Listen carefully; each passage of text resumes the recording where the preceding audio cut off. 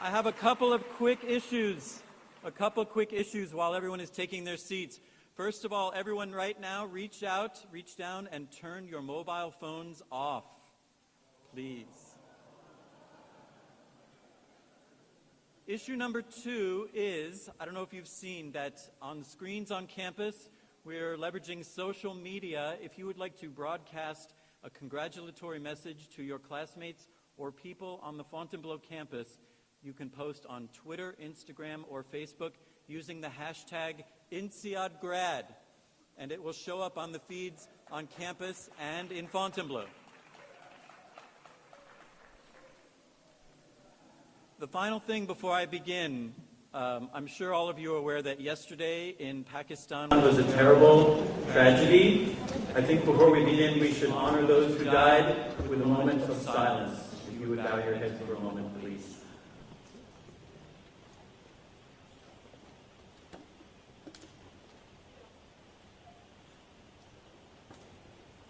Thank you.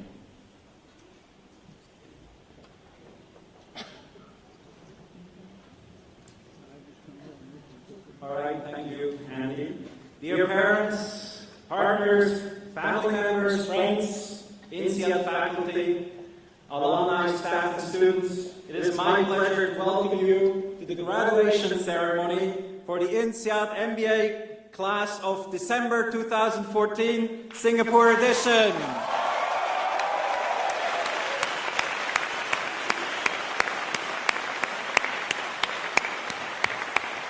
Thank you for coming to help us mark this special day for our students. I'm Urs Peyer, the MBA Dean, and I'm joined here on stage by Ilian Mihov, Dean of INSEAD, to the very left, and our graduation speaker, Andreas Somen Pao, Chairman and CEO of BW Group. Dear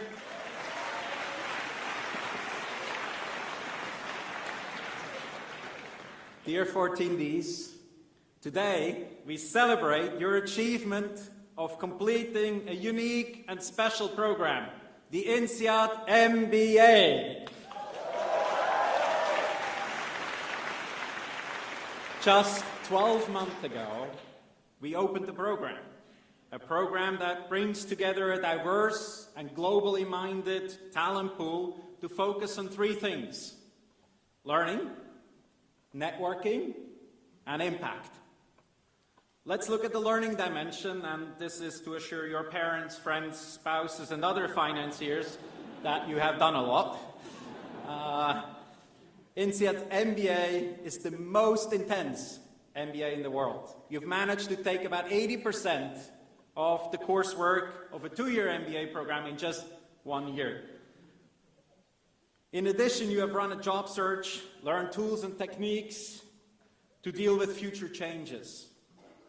You had to make many choices between courses, field trips, interviews, jobs, offers, and let's call them other competing commitments.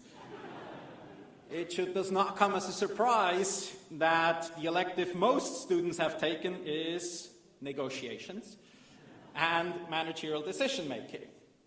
Also very popular in your cohort was your first 100 days, a very intense, little sleep role play that I'm sure you have in good memory. It was great to see you handling burning warehouse situations at 4 a.m. in the morning, other things like employees going on strike, customers complaining. Yes, it was a simulation, but it was a taste of real life that's ahead of you.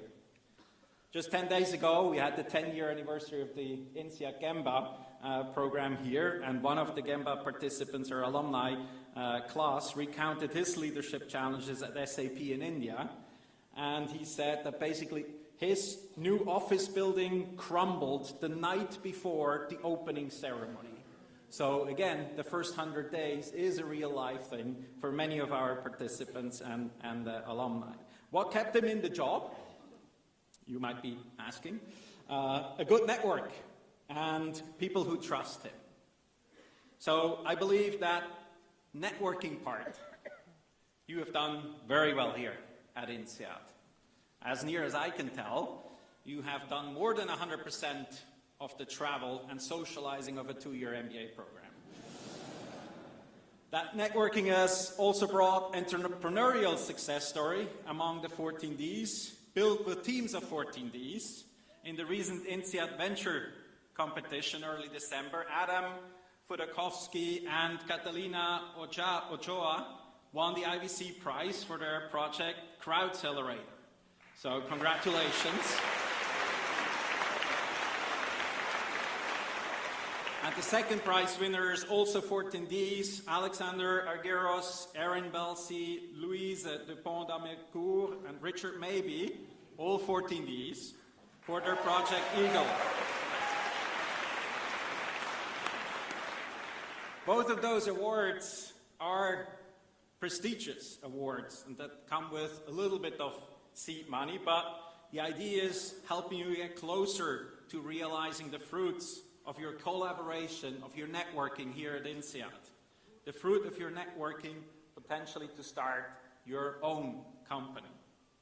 But networking doesn't stop at business relationships. When we were together 12 months ago at the opening, you looked around. What did you see? A diverse set of strangers. Remember those moments? Very anxious moments. Look back at the INSEAD journey and reflect on how many relationships you have built within the INSEAD community. I know you'll be going to weddings.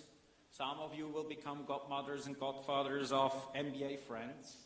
You celebrate each other's successes, and you be there for each other in less glorious moments. The bonds that you have established at INSEAD will require work, but you have built the most solid foundation that I have ever witnessed to have a supportive and caring network going forward. Let me end with my wishes for you. I truly hope that each and every one of you is graduating today being richer in knowledge, ready to make a positive impact on companies and people, and you will be richer in friendships from around the globe.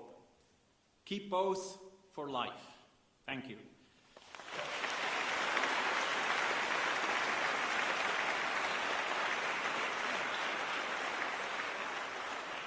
It is now my pleasure to introduce our first speaker, Ilian Mihov, Dean of INSEAD. Ilian has joined INSEAD in 1996 as an economics professor. His research in macroeconomics and growth are a perfect match for the ambition of INSEAD as the business school for the world. As an academic, he has been a frequent guest on CNBC's Squawk Box during the financial crisis, commenting on macroeconomic policies. Ilian started this distinguished academic career, receiving not one but 2 fellowships at Princeton for his PhD. The second one was specifically to collaborate with Ben Bernanke, former Federal Reserve Chairman. Together they've published 4 academic papers, one of which was on the Great Depression era. At INSEAD, Ilian has been teaching the macroeconomics core course. Between 2006 and 2009, he actually won the teaching award 3 out of 4 times that he was teaching. And he was nominated for EMBA teaching award as well. A less well-known fact, maybe, is that Ilian was nominated to be Deputy Prime Minister of Bulgaria, which he fortunately turned down. Please help me welcome INSEAD's first Dean based in Asia, Ilian Mihov.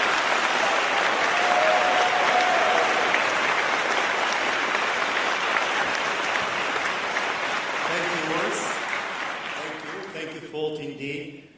It's a very special day for you. It's a very special day for me. Your parents do not know this, but I was appointed Dean October 1st, 2013. So this is my first promotion where I took you from day 1 until this very last day. It's a very special day having you here.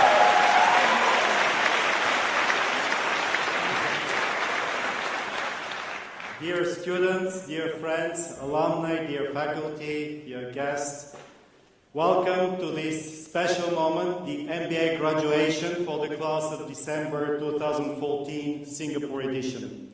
Welcome especially to the MBA participants for this graduation ceremony. After this ceremony, you'll be alumni, not participants anymore. I would also like to welcome other members of the community, and especially our guest of honor and the main speaker, Andreas Hochman-Pau, CEO and Chairman of the BW Group. Please.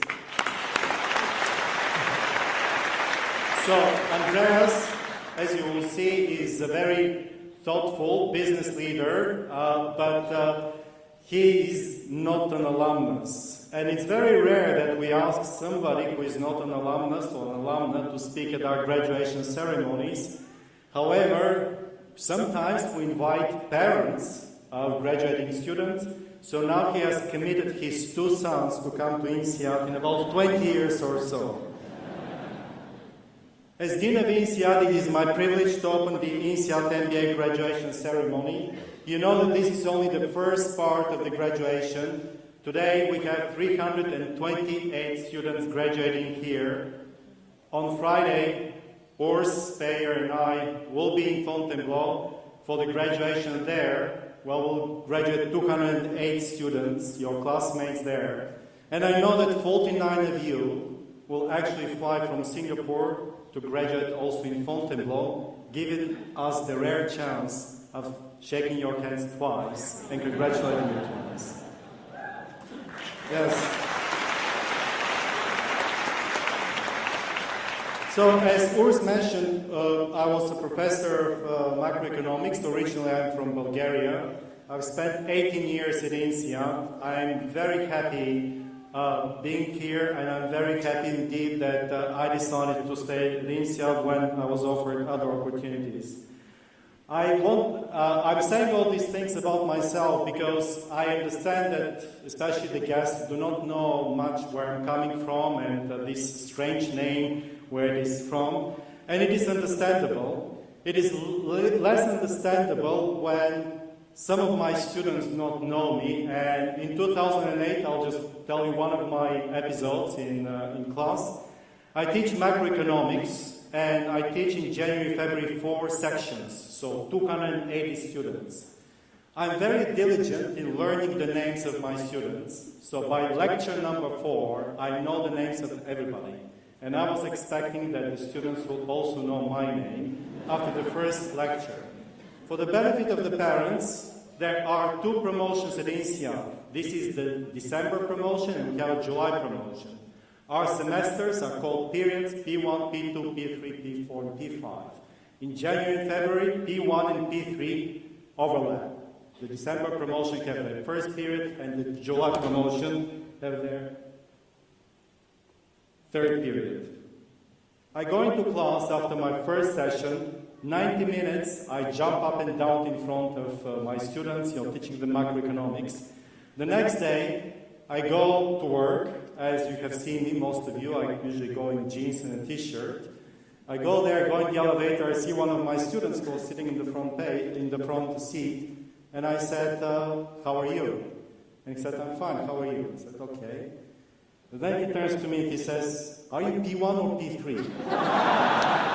Now that sounds very flattering, but at the same time, I spent 90 minutes, with this water, I spent 90 minutes in front of the class, and then are you P1 or P3?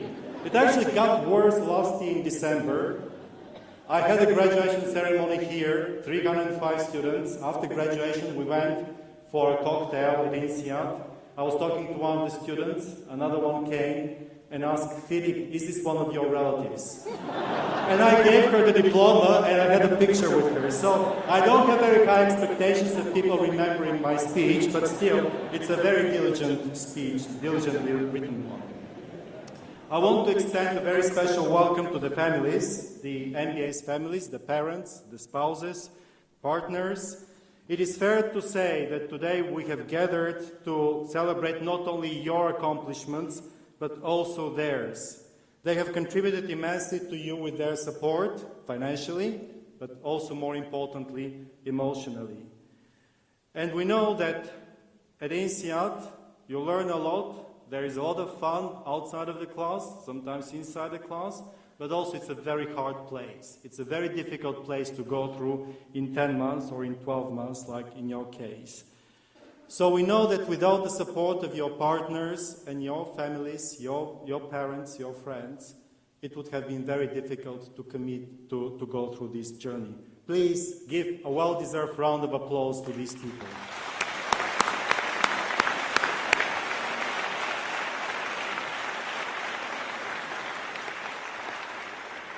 I want to say just a couple of things. Actually, I have 3 points that I want to make, and they're both for the benefit of the graduating students, but also for the parents.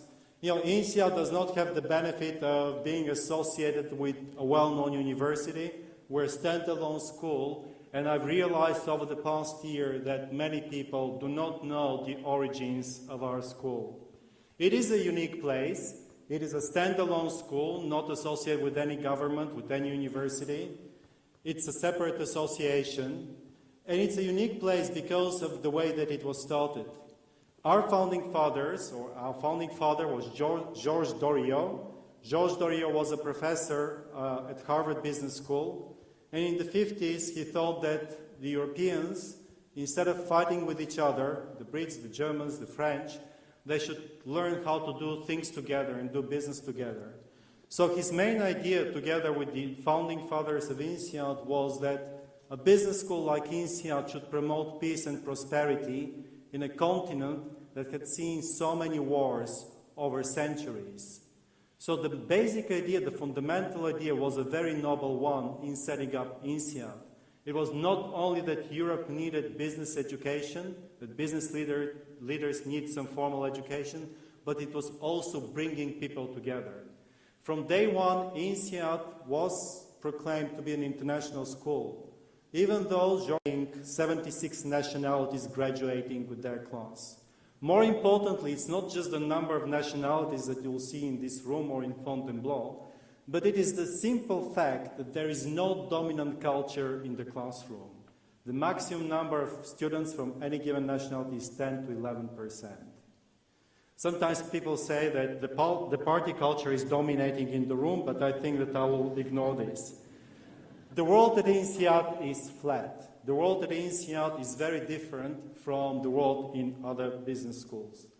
And the school over the past 55 years has been very entrepreneurial and has grown from graduating only 52 students in 1960 to today being the largest business school among the top-ranked schools. Its success and its entrepreneurial spirit is unparalleled. I want to thank the graduating class for this success because it is impossible for the school to have this reputation without having people like you. Today, we celebrate your achievements, as Urs already mentioned. For some people, it's a very emotional day, and there is a lot of uncertainty going forward. It's very nice when you learn your things at INSEAD, and the days are different, but in many ways they are the same. And the world out there can be quite frightening, but also exciting.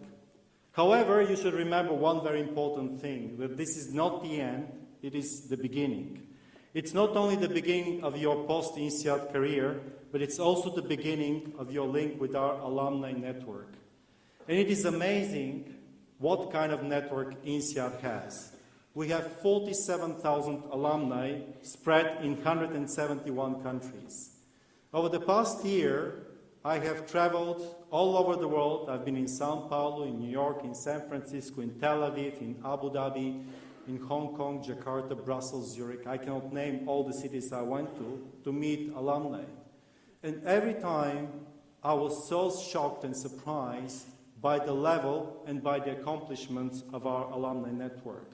There are some formal ratings, some formal stories. In the beginning of this year, Financial Times actually measured the number of CEOs in the top FT 500 corporations, and INSEAD came number 2 globally in the world, ahead of many other schools considered to be top schools. I'm not going to mention who is number 1, not to boost the ego of Andreas. It But you know, an older school will overtake them. I know this, and I know that you'll be part of this thing.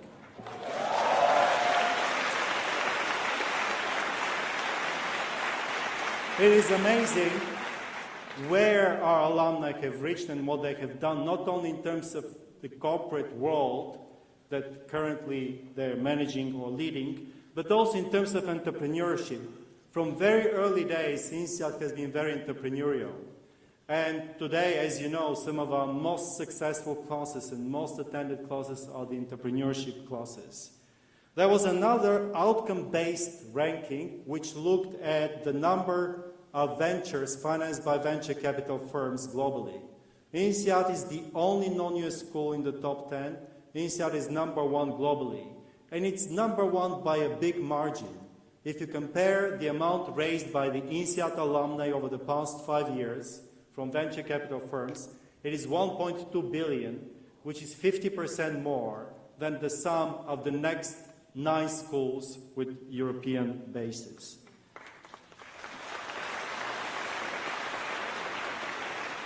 When I first shared my astonishment about the alumni network, many alumni thought that, oh, you know, you're just talking these things to us because, you know, he wants to flatter us and to, you know, who knows what else he wants from us. But actually, I think that that's a big misunderstanding because until I became a dean, I was a professor at INSEAD, going into the classroom every year and seeing the students who are always 29-year-old. Which is, by the way, very frustrating because they're always 29-year-old and I'm not anymore.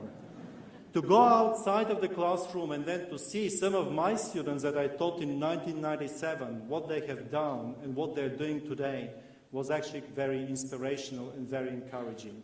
And these are the things that really want me to succeed at my job. INSEAD alumni are very committed, and I think that you're fortunate that you're entering such a powerful network. I know that this network will be helpful for you, both in your professional but also in your personal life. I know that amongst you, the school does have the future stars, both of the entrepreneurial world and of the corporate world. The dedication that I have seen among our alumni to the school is unparalleled. My goal in the next few years, as I'm a dean, is to build a stronger community to connect the alumni to the school, to the students, to the faculty, and working together with the alumni to be able to bring INSEAD to the next level. And I'm very optimistic. Many of our alumni want to build a better future for the school together. They commit time, they commit resources, they connect with students, they work with faculty. Some of them invest in the future of the school financially. And indeed, sometimes people think, how is INSEAD so successful outside of the United States in terms of entrepreneurship? Most of the entrepreneurship activities are in the US. And the answer is that INSEAD is successful not only because we have great students, we have great faculty, but because we have great alumni who believed at INSEAD and like Rudolf and Valeria Mark, who first called Your First 100 Days.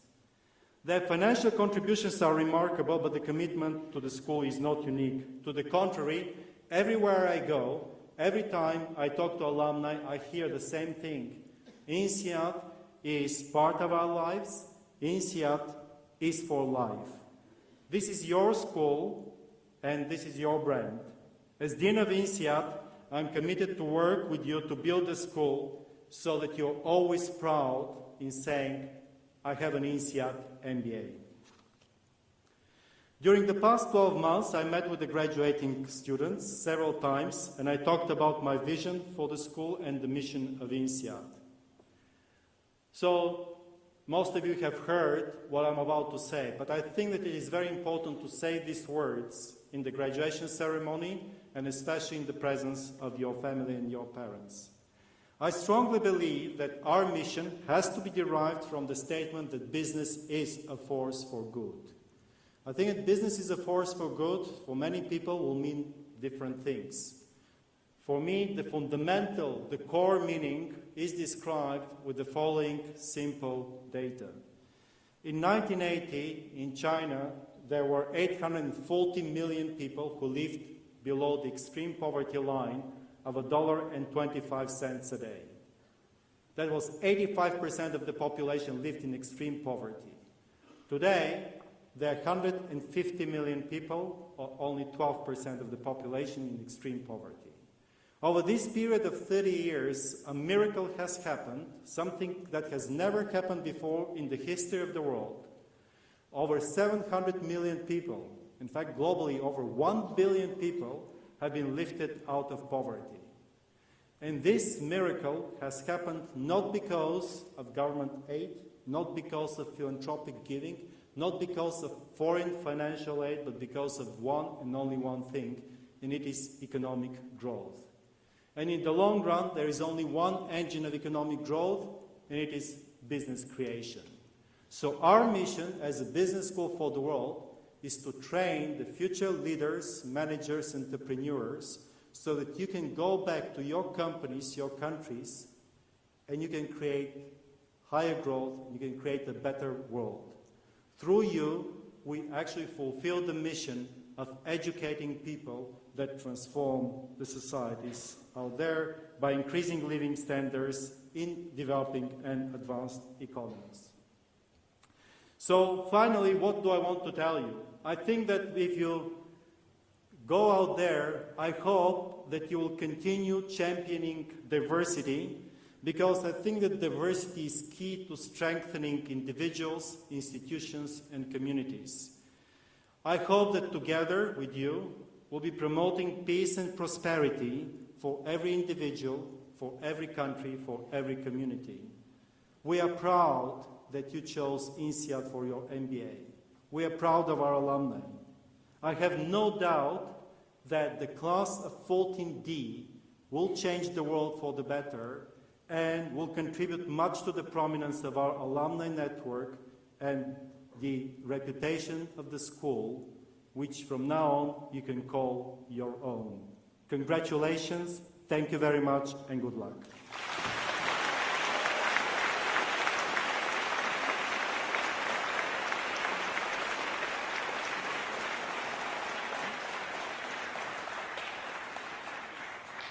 Thank you, Ilian. Today's speaker is Andreas Sohmen-Pao, Chairman and CEO of BW Group, which is one of the world's leading maritime groups. His experience spans a very wide spectrum of activity, which includes banking and entrepreneurial family business in the energy sector and community service.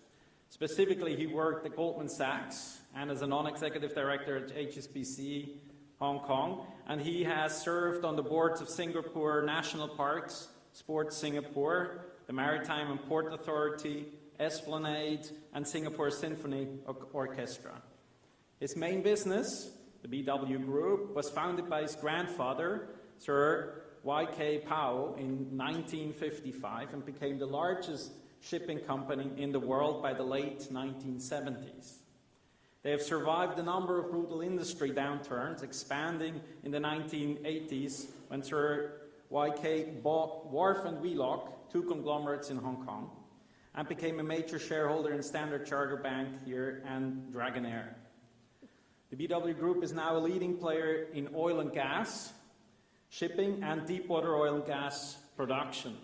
But Andreas tells me that he's very conscious of the saying, rags to rags in 3 generations.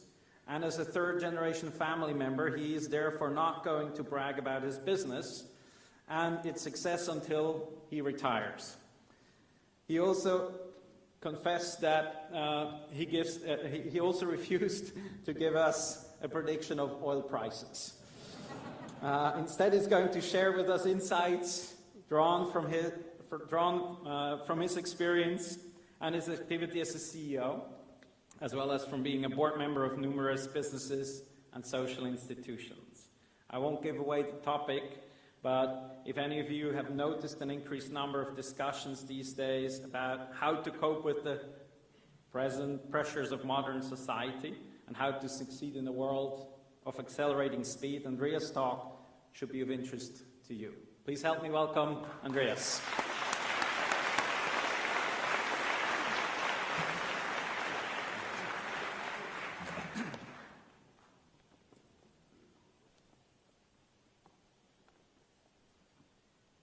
Congratulations on graduating from the best business school in the world.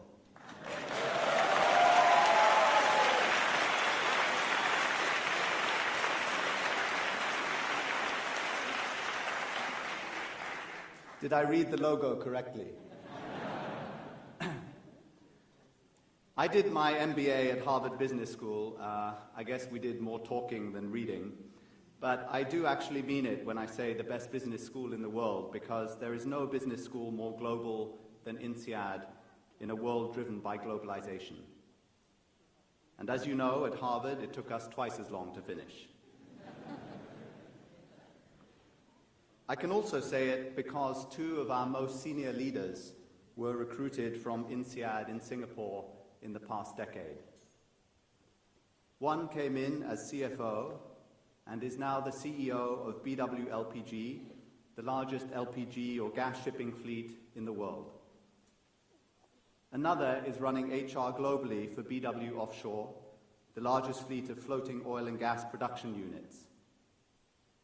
She came to INSEAD with a background in PR and is now handling thousands of engineers and roughnecks.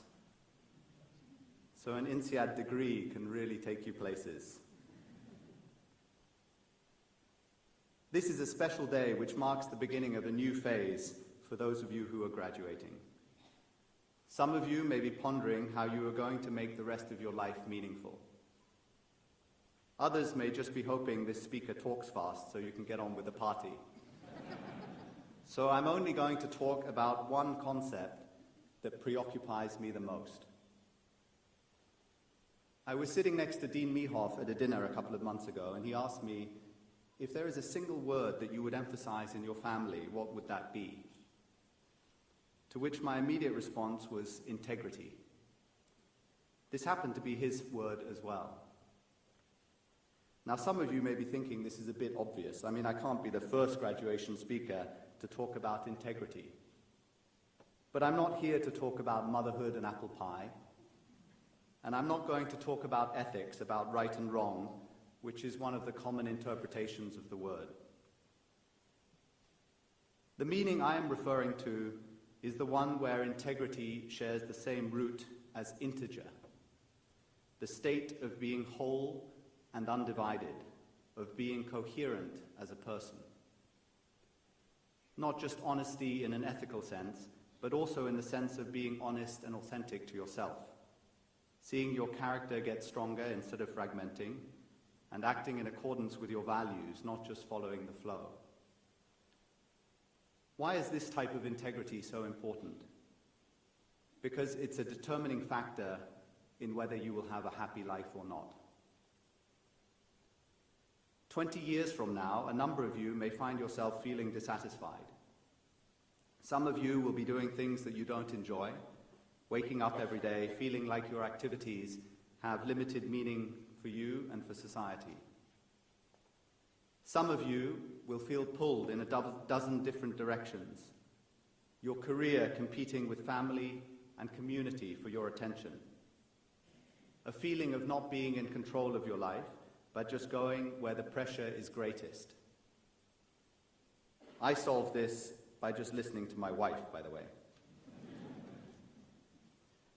Some of you will feel that you are spinning wheels, overloaded with information, so fragmented in your attention that you are constantly tired. And yet some of you will feel like your life is complete, that you are doing what you love to do, that you have clarity and focus that makes it feel like you are living in a slow-motion movie. Making progress, learning, getting happier, that's the feeling of integrity. In case you think this sounds fluffy or I'm making it up, this is not new.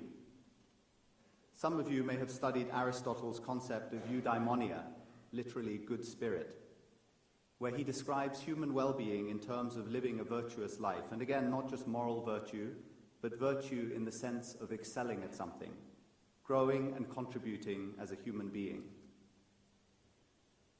For those of you who are not into Aristotle or who no longer look to Greece as a role model for success, I encourage you to read Arnold Bennett's essay of 1910, How to Live the Day. His insight into a full life is through concentration, reflection, and self-improvement, all actions designed to keep oneself whole. He likened being rushed and constantly worrying about what one has to do next to being like living in a prison. Speaking of which, how many of us can go for half a day without checking email, Facebook, Twitter? That is when Professor Urs doesn't tell us to turn off our phones. How many of us spend our spare time to learn a new skill when there are messages to respond to and infinite entertainment at our fingertips? And how many of us will truly excel at something in life beyond general business and management, become masters of something? If the answer to any of these is in doubt, then our integrity is in doubt. Not because we've behaved unethically, but because it is hard to be whole and undivided, to be intact as a person when you're checking messages 20 times a day and skimming the surface of everything. In case I haven't convinced you yet, there is research that shows that people with integrity, authentic people, are more well-liked and more likely to make a mark on history. So yes, if you want the secret to internal happiness and popularity and changing the world, you're in the right place. I'm going to describe 3 things that threaten our ability to experience eudaimonia, the good life. And then I will close by proposing some things that can make it possible. What are the threats to integrity? Well, one is from technology, information, and speed, all of which undermine purpose and concentration. I mentioned the problem of being inundated with email and having our attention broken all the time, reducing our ability to think deeply or to make decisions with a long-term purpose in mind. Terms have emerged like cognitive overload and information pollution to describe this. It's hard to claim integrity, being coherent as a person, if your system is unfocused and fragmented. Our perspective on time is shortening too. In case you think that's just middle age telling me that the world is getting faster because I'm getting slower, I have facts to back me up. The average holding period of a share, according to the New York Stock Exchange, has reduced from 7 years in 1940 to less than 6 months now. By one account, 70% of trading volume on the major exchanges is conducted by high-frequency traders who hold a stock for an average of 11 seconds. We hear that business leaders worry too much about quarterly profits. But how can you worry about your company's contribution over 10 or 50 years when your owners are in it for a few months or a few seconds? Political leaders have always worried about the electoral cycle, but countries seem increasingly to be driven by opinion polls and the issues of the day, rather than by consideration of what matters over the long run. The UK offers to put the Union of 1707 and membership of Europe to a popular vote, when it is the leaders who have the information needed to make the right long-term decision. In the words of The Economist this month, when the record is written, it will describe a prime minister who rode the tempest but could not make the weather. Who rode the tempest but could not make the weather. Even Singapore, famous for long-range planning, has had to shorten its horizon to take care of popular opinion. What does it mean for integrity, acting for the long term in accordance with one's values, when we just ride the tempest and allow our timescales to fragment into days, minutes, seconds? The second threat to integrity is our changing perspective on money and the definition of success. Money has always been a factor in human life, but we live in an age of peculiar anxiety about it, ironically at a time when global affluence has never been greater.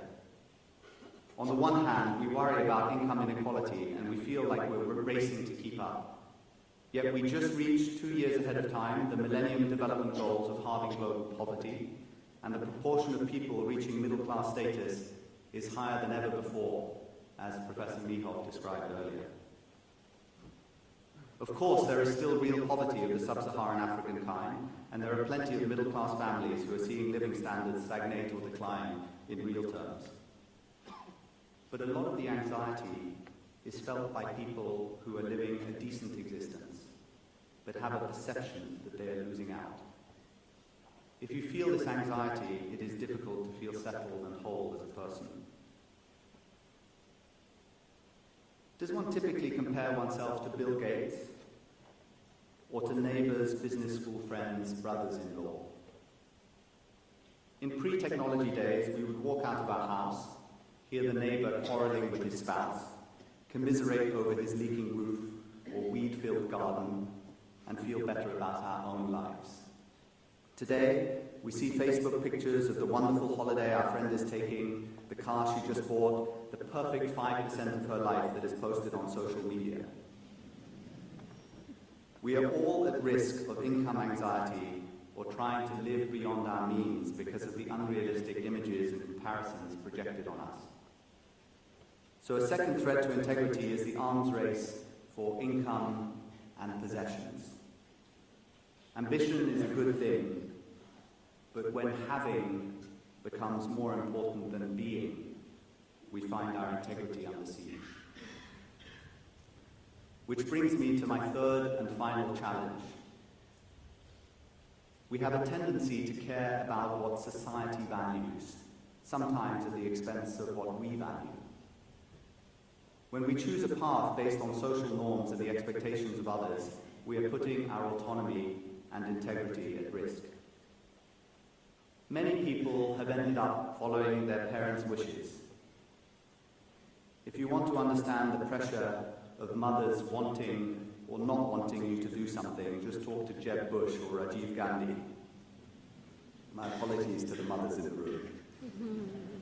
But this threat is particularly acute when society increasingly judges success by monetary measures, driving people to do things for the wrong reasons. More people aspire to the world of finance because that's where the money is. Are we sufficiently valuing craftsmanship, those people who shape minds and build beautiful things, like teachers and carpenters and architects? How many kids grow up wanting to be a banker? Now, having been a banker myself, I'm not here to bash the profession, and I'm sure some people really love it, but I do question where society ends up when the average US teacher earns $50,000 a year, the average architect earns $80,000, and the average investment banker earns many multiples of that.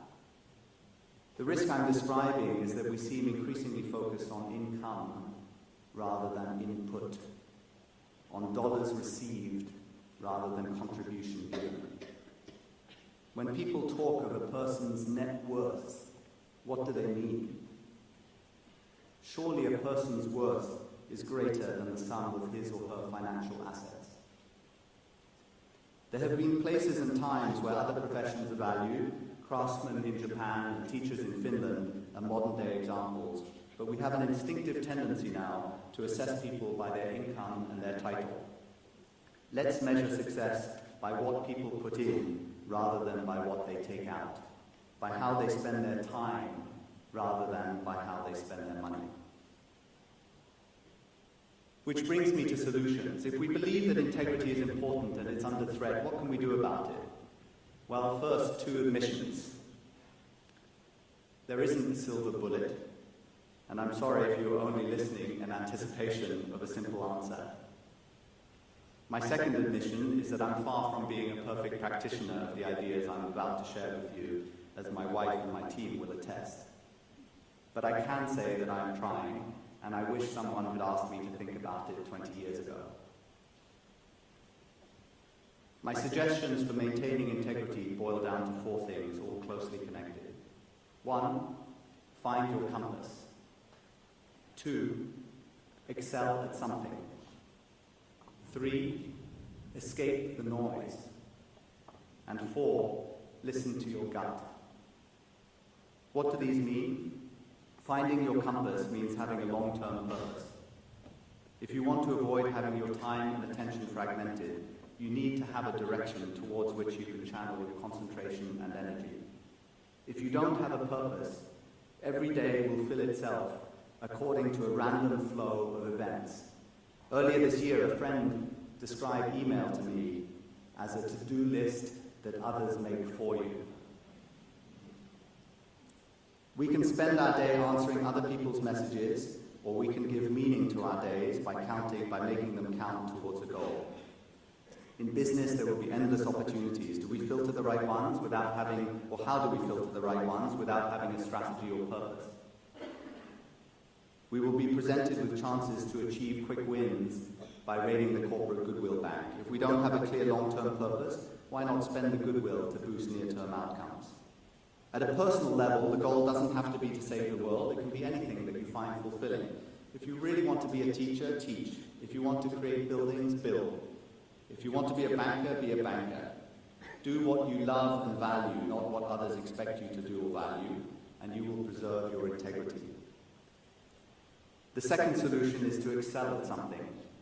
Developing oneself and mastering something is one of the highest forms of fulfillment. It can be scientific knowledge, it can be a craft like the arts, it can be anything of interest to you. Integrity as a form of gathering knowledge and strength to ourselves rather than becoming dispersed. Find your compass, excel at something. The third idea is to escape the noise. This doesn't mean disconnecting from society, but that we need to be able to create space for ourselves to make sure that we are acting autonomously in accordance with our own values and purpose. Some people find it through reflection, some people through meditation, some by engaging in activities where they become so absorbed that they disconnect momentarily from the world in a flow state, preferably without medication. This is important to avoid becoming like a dead fish being carried down the river. We sometimes need to take pause in calm waters so that we can start consciously swimming upstream again. We also need to do this because the noise and stimulus of modern life is making our left brain increasingly dominant. And this is my last point. Listen to your gut. Logic is fine, but we are becoming so good at it, so educated, and so rational that we can effectively rationalize even bad decisions. When faced with a really difficult decision, there is tremendous value in deferring to our right brain or following our gut instinct. Women are typically better at this than men because they have a stronger physical connection between their left and right brain. This is physically true. And because they are generally more aware of emotions and willing to listen to them. Having just spent 3 weeks alone with my son eating ice cream, I realize it's possibly because their guts are healthier too.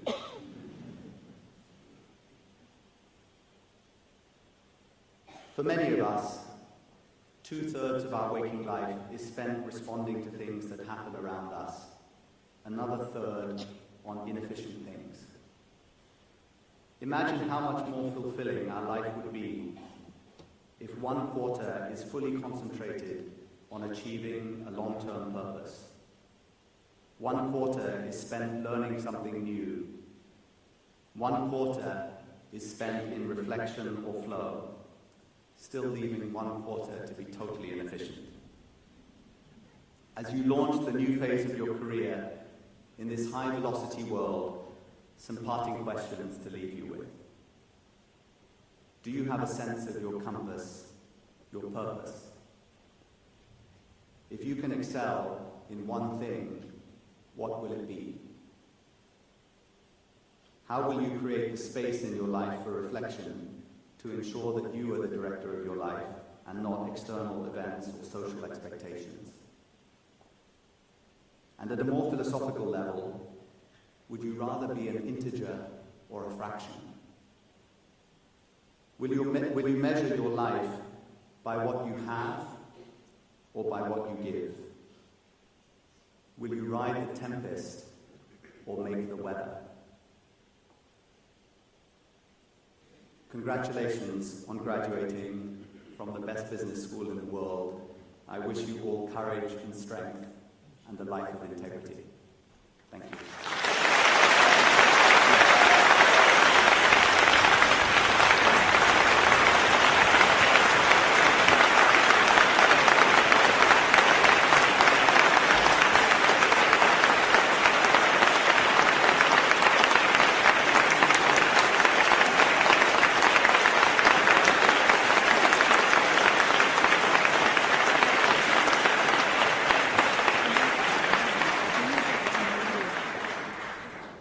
Thank you very much, Andreas, for your very inspiring words.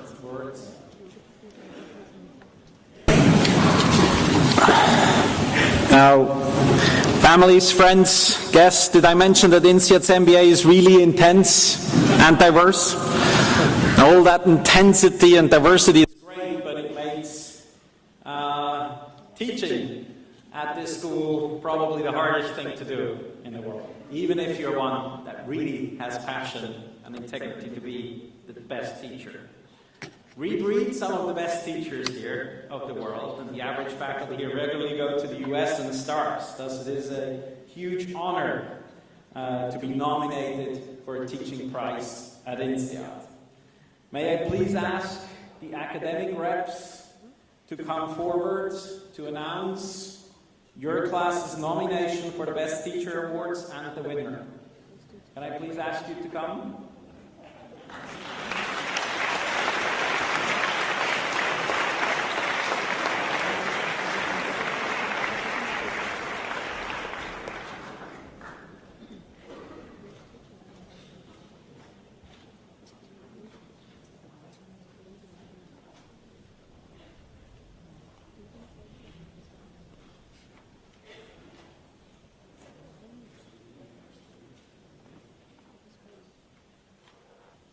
Hello, 14Ds.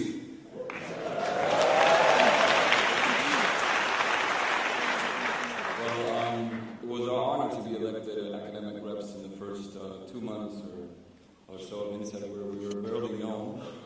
So we want to thank our respective sections on trusting us with these duties to represent them in academic terms. So thank you. So let's jump right into the nominees. Not going to make this Oscar style. We'll begin with the Singapore core classes. The nominees were Anil Gaba, Anna Maria Santa Cruz, and Hayden Pound. Can you please round of applause for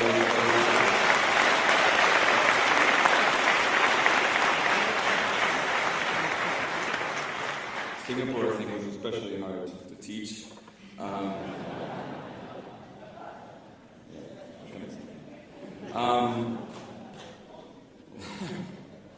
Well, it was quite decisive win for Hayden Pound.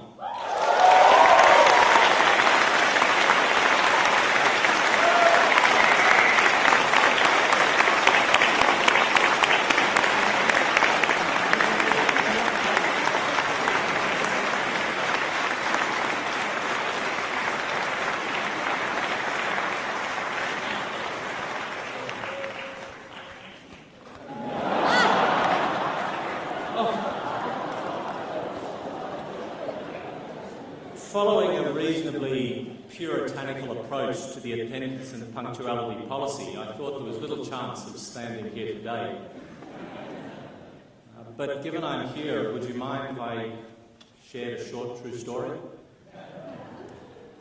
As students with whom I've been lucky enough to share an amphi will know, there is one industry above all others which is perfect for MBA teaching. It always offers up a precise example or a memorable anecdote. It is, of course, the airline industry. And students can't get enough of airline examples. So having made many references, but never enough to airlines, I decided I should get responsible and undertake some appropriate professional development. There was really only one course of learning available to me. And earlier this year, I commenced my pilot training.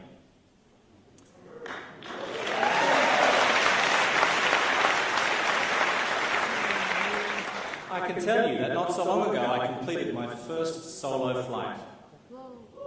And your first solo flight is actually a lot like the INSEAD MBA, except I never turned up to the lesson with a hangover.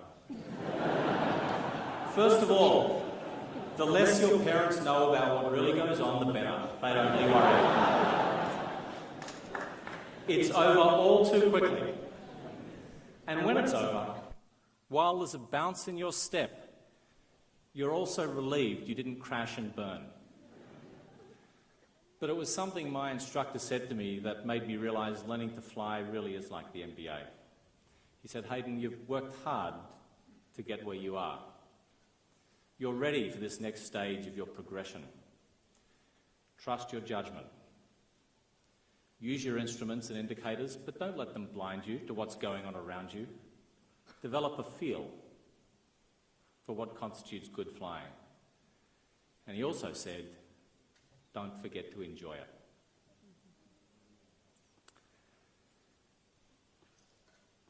It's been an incredible joy for me to teach, and I'm very, very honoured to receive this award from you today.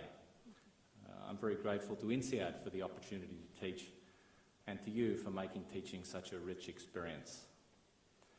On behalf of all your faculty, congratulations. We're very proud of you.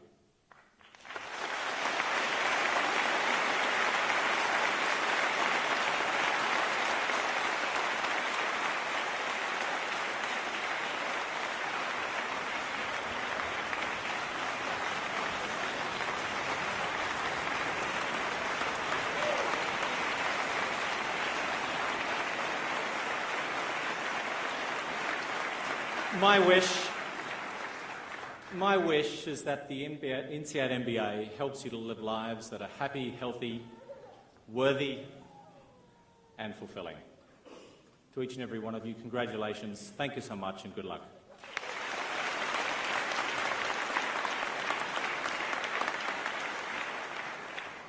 Now for the Fanti.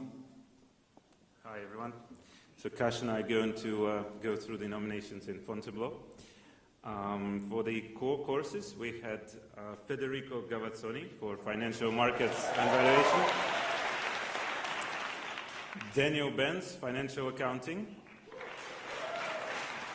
and Karan Girotra for Process and Operations Management. And the winner is Karan Girotra.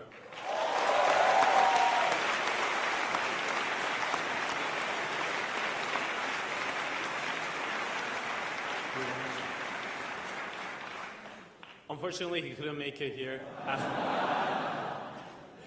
So we're going to move on to the next one. Yeah. So for the elective courses, we had 3 nominations as well. And that was Massimo Massa, Applied Corporate Finance, Jennifer Petriglieri, Psychological Issues and Management, and finally Douglas Frank for Strategy, Structures and Incentives. And the winner is Douglas Frank.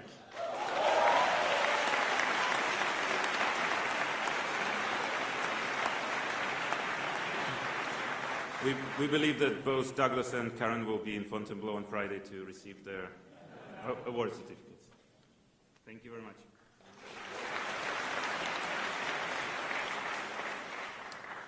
Well, we're almost done. We're almost, now we're moving to the elective courses in Singapore.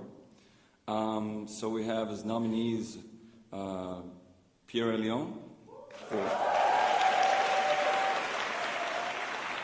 for almost everything financial. Michael Witt for Strategies of Asia Pacific. And of course, Horacio Falcao.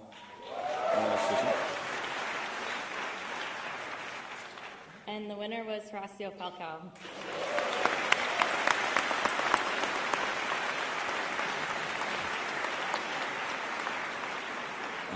Horacio is not here today, but he did send a video that we're gonna play now. So.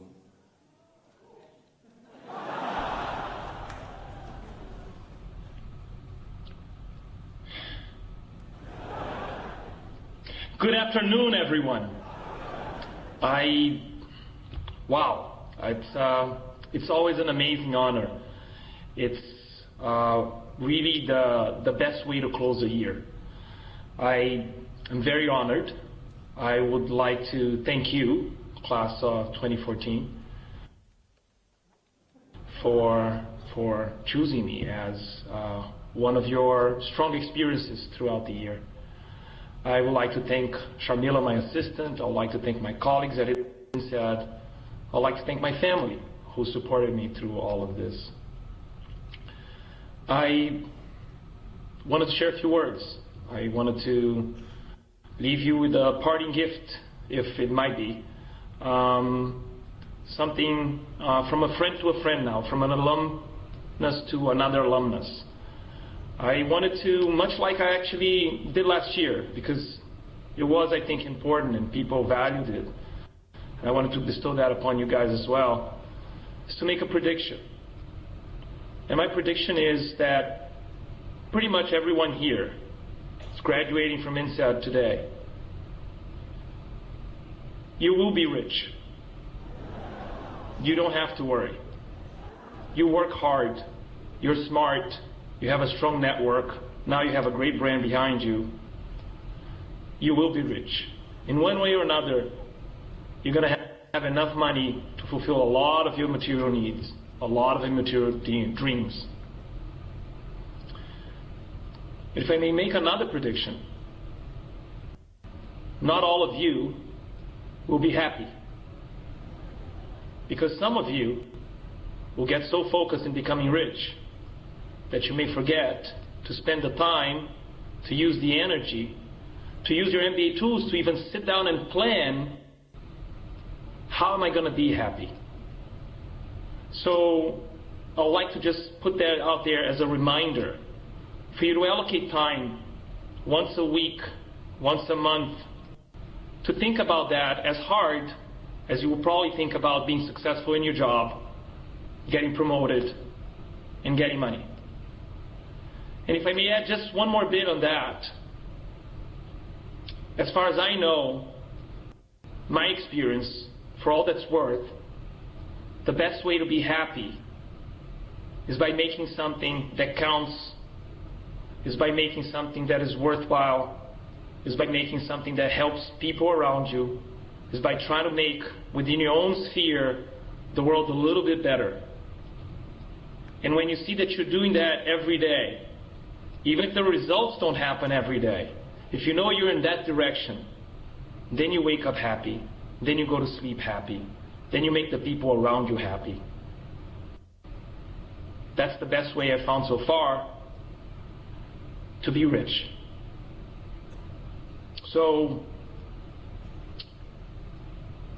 I think you guys now are ready to do a lot of that. You have a new set of skills, knowledge, again, a group of friends that will help you climb that every mountain. You have your family. You have the world waiting for you, and we need you. And I hope you also, when you keep on marching forward and doing the things you want to do and you need to do, you remember that you have friends here. You have friends at INSEAD. You have friends. And I hope to be one of them going forward. I'm very proud of you. I was very glad and honored to be able to share some of that experience with you. And I hope you have a wonderful graduation and a very happy and a very rich life. Congratulations. Bye-bye.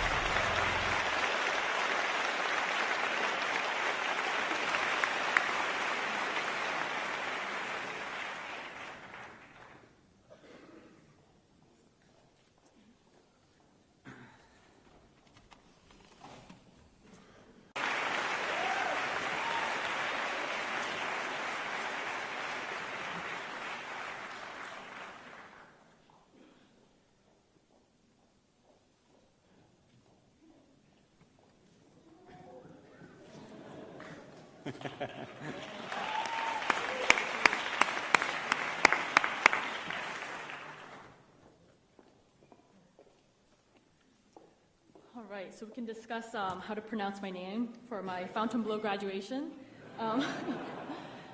actually quite nerve-wracking to be up here, and I'm not even really here to give a speech. Just want to say that I hope you guys are all recovering from the grad trip. And I started here in Singapore, and I think it's really something to be coming back here with everyone, back to where it all started, and just kind of be here all together a couple minutes before the bubble pops and we return to the real world. Hopefully a little bit smarter, a little bit wiser, and definitely much better traveled. I just want to take a minute to thank the members of Student Council who I worked with throughout the year to make this an incredible year for all of us.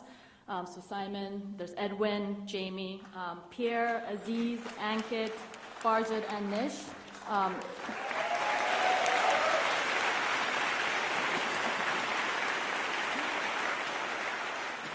It was an incredible honor to work with you guys that closely, day and night, throughout both campuses.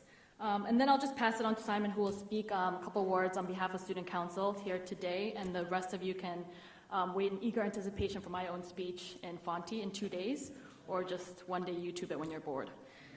The council thought it would be very fitting to have an Asian girl speak in Europe and a European guy speak in Asia, so give it a little symmetry, and then we thought it would be very INSEAD-ish. So with that, I gave you guys Simon Rakosi, my partner throughout the year and co-president of Student Council.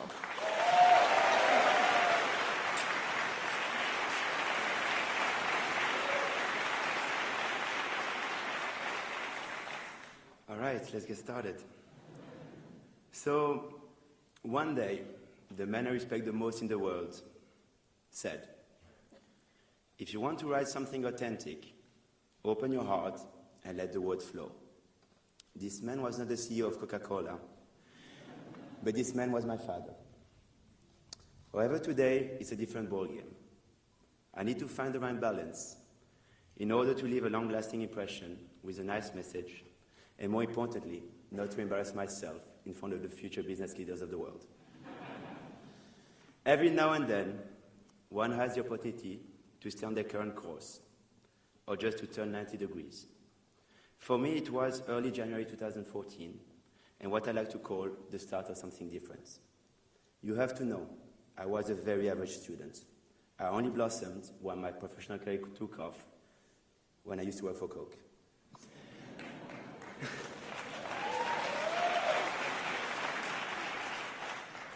To leave a job I was good at and to go back to the school bench really scared a great deal out of me. Indeed, before joining the program, I felt like the king of the hill. Little did I know that I would soon be surrounded by many hills with as many kings and queens. It was not surprising, as I had chosen INSEAD, the business school of the world, a school that fosters diversity and excellence. My last 12 months have been, actually, that totally floored me. Along the way, I got an M&A lesson from an ex-forensics scientist, a biology lesson from a Dutch consultant who taught me what was a white whale.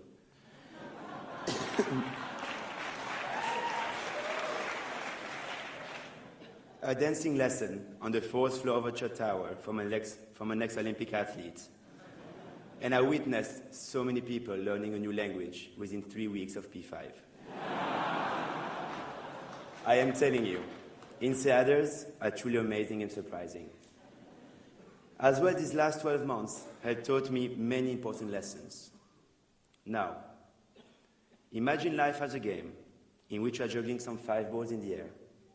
You call them work, family, loved ones, friends, health, and spirit. And you try to keep all of them together. Work. Only you know what is important for yourself and what will make you happy. To live the dream of others, whoever they might be, will undoubtedly have its shortcomings. Like many of you, I paid the price with my stint at consulting recruitment. We might not have gotten the job, but that's all right, because know that someday people have to hire consultants.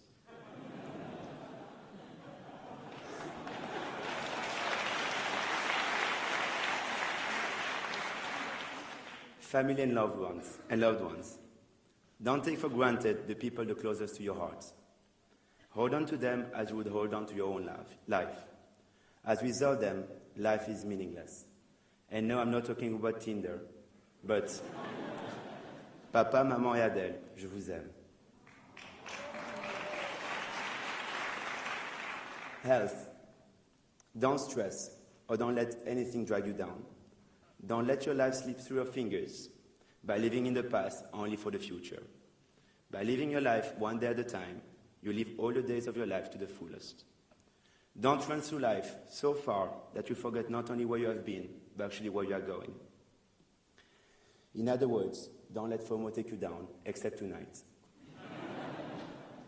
Friends, surround yourself with people that will challenge you and that will make you grow. It is because we are different that each of us is special. Don't undermine your worth by comparing yourself to others. You are living a beautiful movie, and around us is a cast. Spirit, never give up if you still have something to give, as nothing is really over until the moment you stop trying.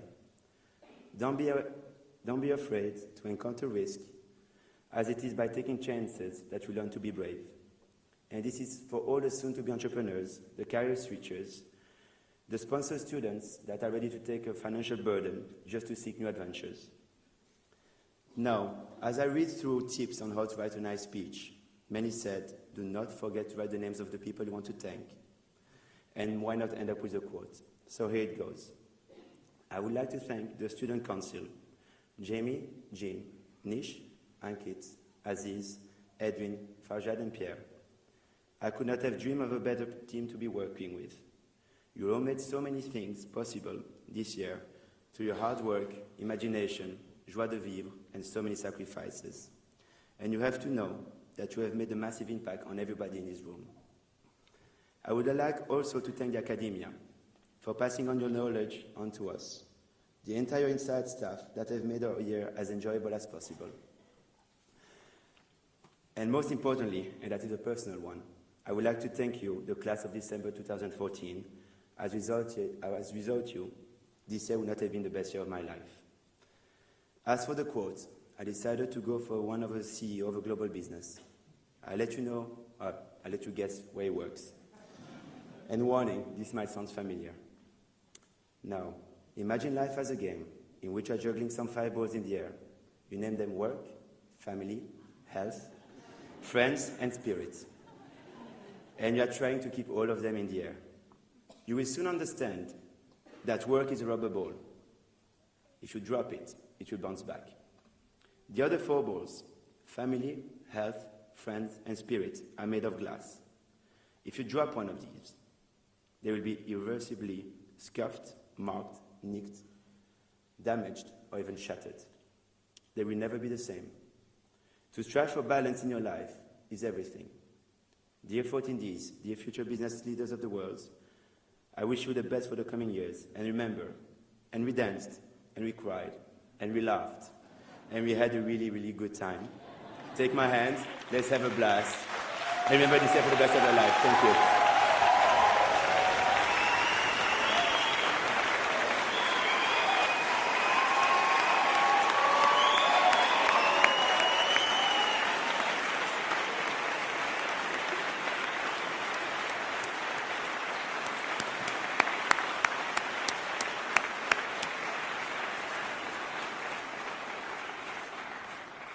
Thank you so much. And now to the student address elected by you as class of December 2014, please, Brad Fries.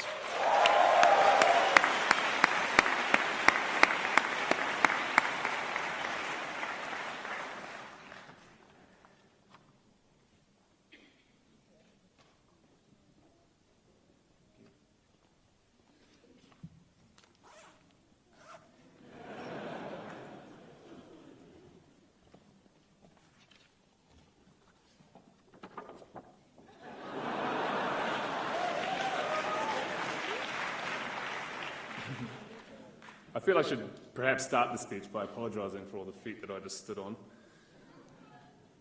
Good morning, students, faculty, the Dean, family and loved ones. My name is Brad Friss, and I have what I consider the great pleasure and honour of addressing the graduating class of December 2014. I'll repeat myself for clarity. My name is Brad, not Brad Nicholas, not Nicholas, not Sir Nicholas, and certainly not Thumb Glass. I appreciate that you could bear that in mind going forward. As I stand before you with a full night's sleep for the first time in 12 months, it's quite difficult to know what to say. What possible pearls of wisdom can I pass on to a class full of such inspiring and talented individuals? Truth be told, I've written and rewritten the speech maybe a dozen times or so before, trying to capture the essence of what our year was about, the id, the theme, or the core. Over the past few weeks, I've tried to pry into your minds to get a sense of what this year was for you. You can imagine the responses that I got were all the usual suspects. There we go. Diversity, intensity, and introspection. But it seemed to me there was something else, a mechanism for making these things work together that was very special amongst this group of people. Looking behind the Stackelberg equilibrium and the underage and overage equations, peering past the career opportunities and the internships, stopping only briefly on private islands and the manta rays. Oh yes, the bloody manta rays. And certainly skipping past the selfies and Tinder dates, I think our year was really about the human touch. It manifested itself through many forms: dinner parties and chateaus, group meetings late night in a bore, men in tutus and elephant underpants. I use the term underpants loosely here, as they were on some of my colleagues. But in the end, of course, it was all about the connections we had with each other. New friendships sprung up in the most unlikely places, giving no regard to nationality, religion, or gender. These friendships will serve us long into the future, and I think it says something about the character of the school and the people that attend it, that regardless of what global conflict is currently gripping the world, these friendships will remain strong.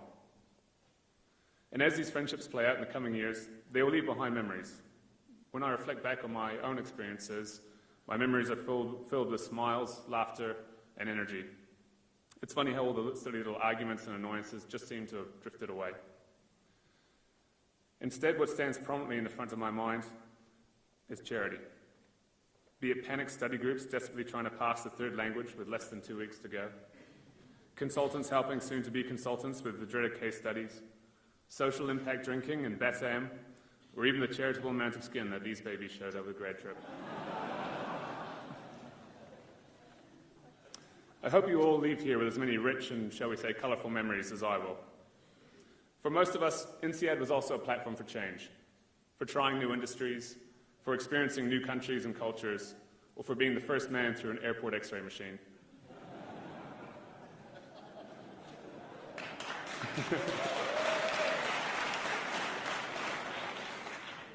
Myself, I'm another example of an INSEAD student who will achieve the holy trinity of new industry, new geography, and new function, stopping just short of the bonus point by keeping the same partner through the entire year.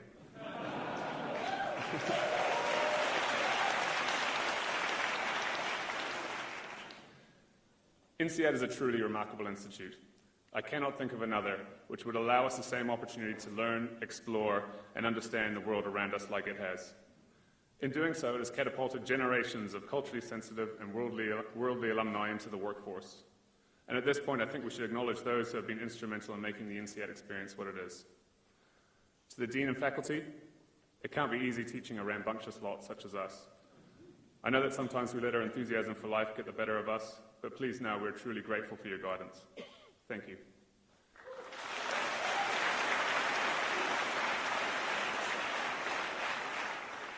To the support staff who work tirelessly behind the scenes to keep us informed, on time, and caffeinated, thank you.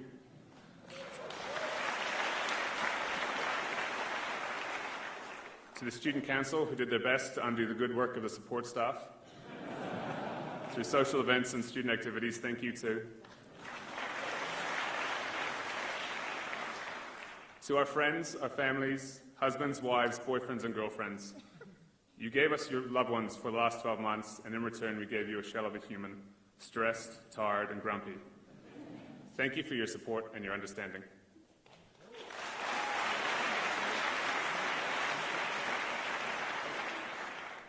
And from all of us to all of us, thank you for your laughter, your opinions, and your help. For it really was you that made this year truly remarkable. For some of us, this year was about more than just INSEAD. So my warmest congratulations to those that chose this year to start their own business venture, to those that got down on one knee, and to those that said yes, or I do, to those celebrating a birthday today, Andre, Brett, and Peyush,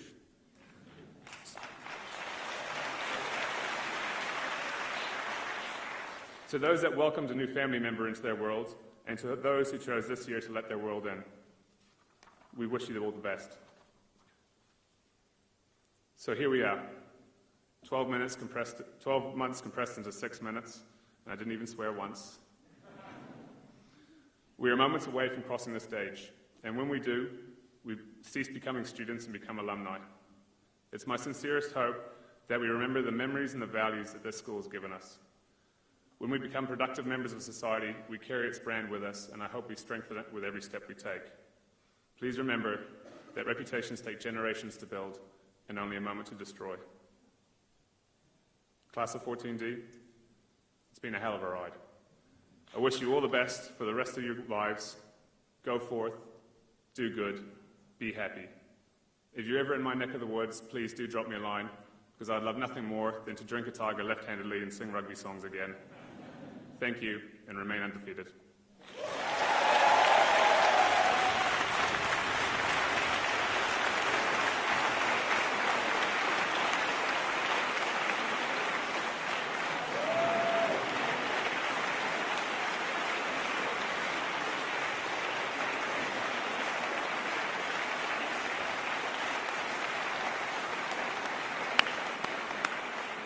You didn't have time to sleep. I hope you had time to watch that one.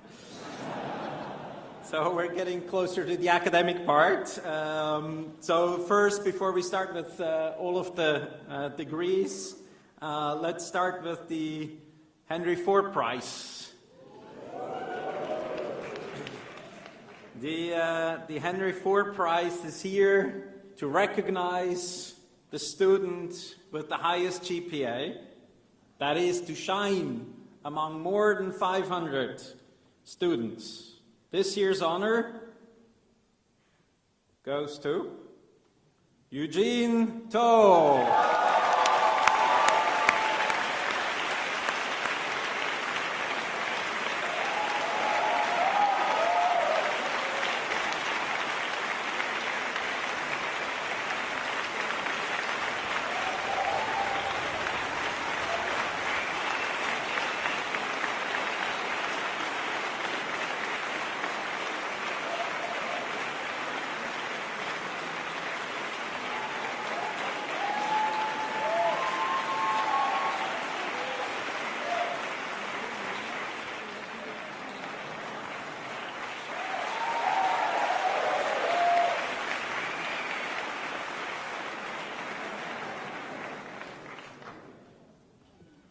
It's not a prepared speech.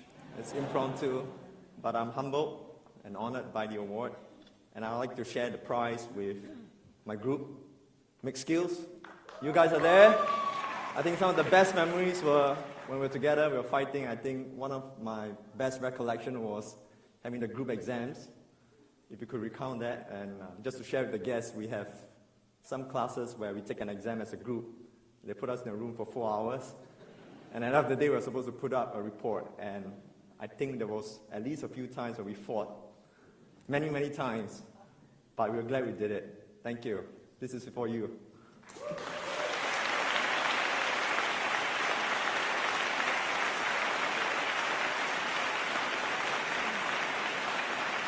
Congratulations, Eugene.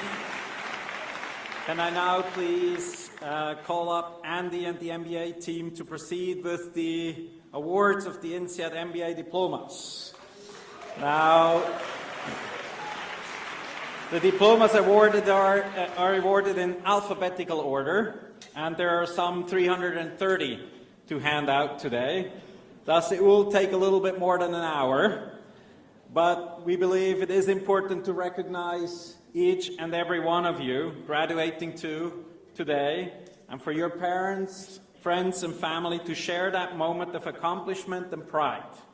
So this would be now a good time for everyone to at least raise their hands, turn around, stretch a little bit, and our students will have the opportunity to walk in a second. Andy?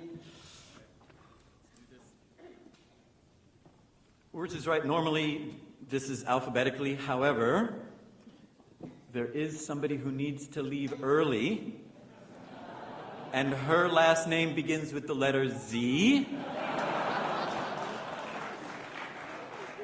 So we're going to give Leda Yaneva Zaharaeva her diploma first.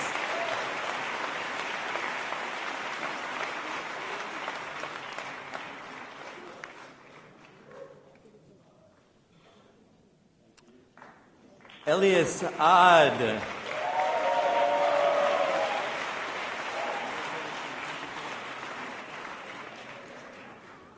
Nazia Abdul Sattar.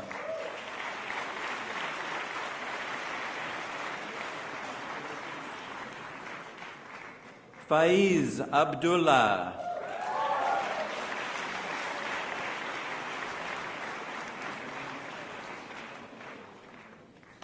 With distinction, Jonathan Mark Adamson.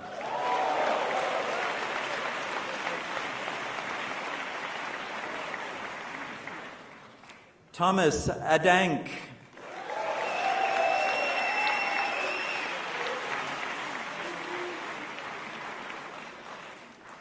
Birthday boy number 1, Piyush Agarwal.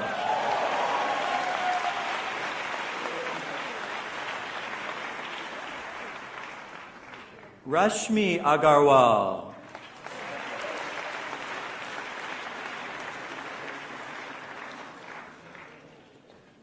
Vaibhav Agarwal.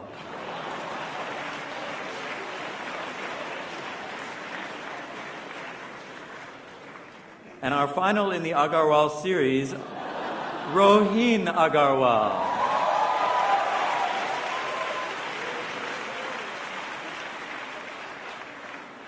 Tazreen Ahmed.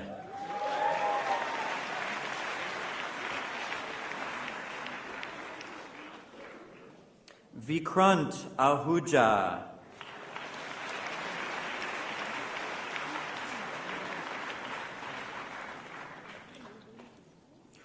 Tina Aikyo.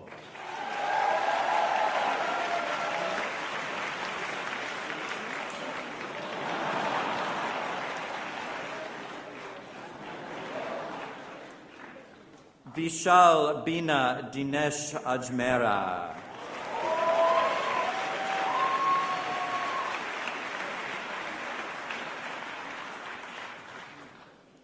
Amira Akila.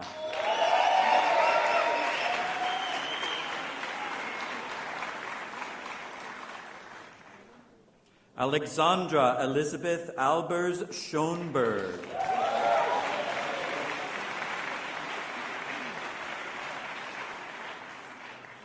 Mohammed Al Quraishi.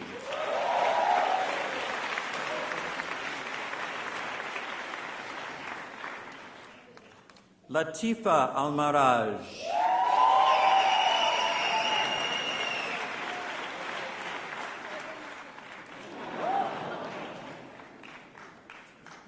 Shadi Al-Suwaye.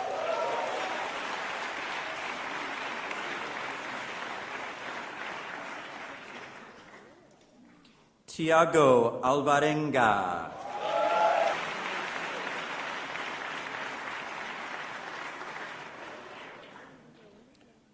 Rowan Anders.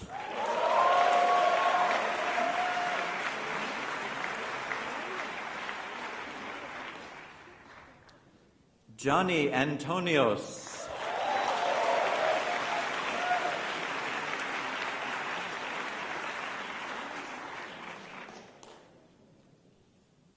Jean-Pierre Aramuni.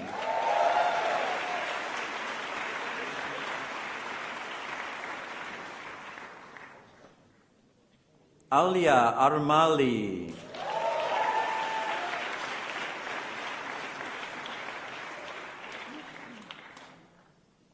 Niranjan Arul Pragasam. Pretty good. I practiced these names. Ali Assad.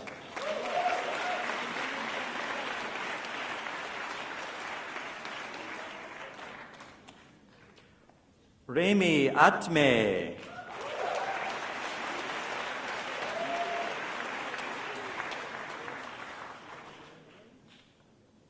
Imad Atwi.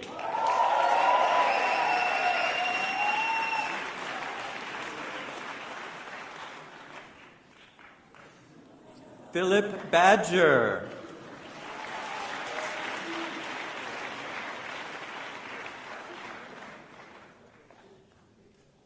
Ruth Ballett.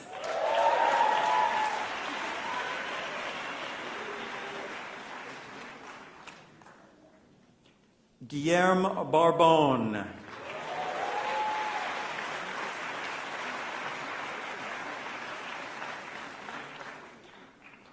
Sylvia Brigitte Baumann.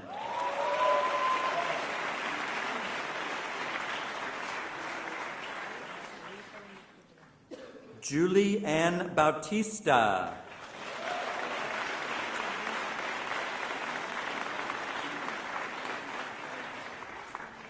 With distinction, Mostafa Beder.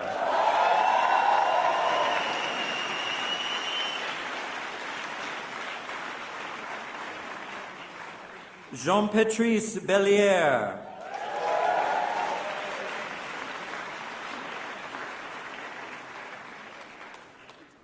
Erin Courtney Belzy.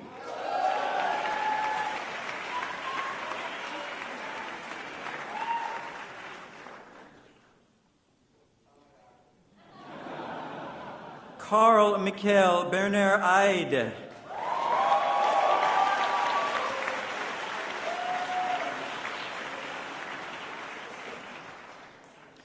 Alvin Baharata.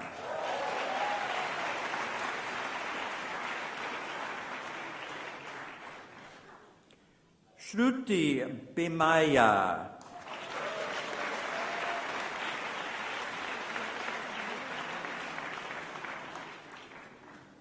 Paul Gray Bigler III.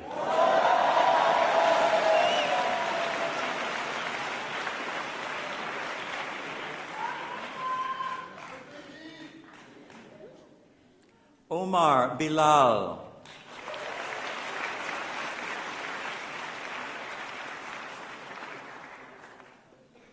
Andrew Black.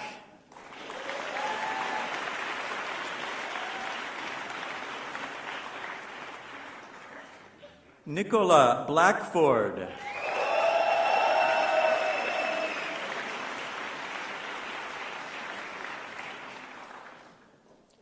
Maiken Bonlake.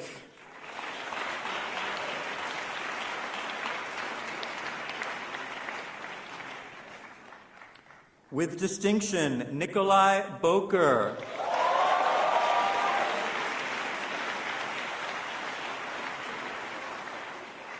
With distinction, David Bondati.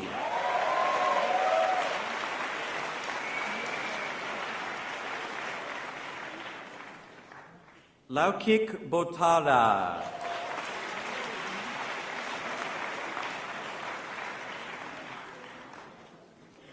With distinction, Henner Brinken.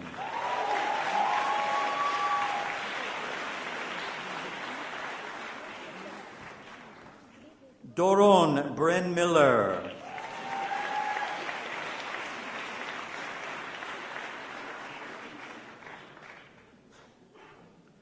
Andrew Brokelman.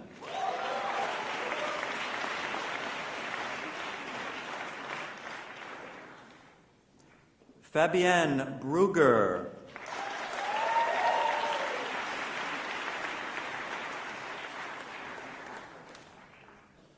Gonzalo Campuzano.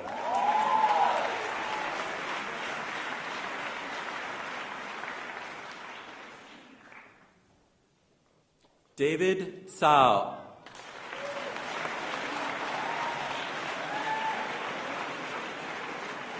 David wanted me to call him Maximus,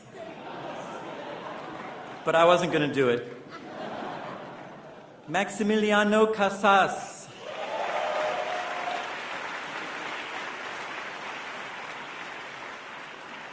With distinction, Jason Sen.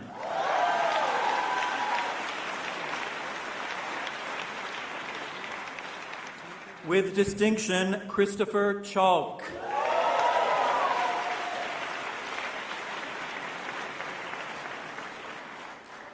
With distinction, Alvin Chan.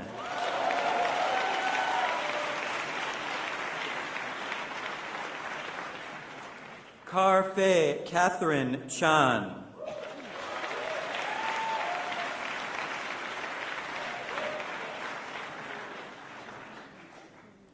Monica Chan.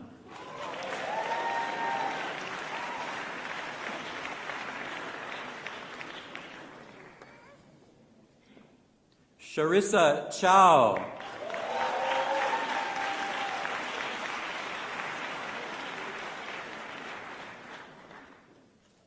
Hamad Chaudhry.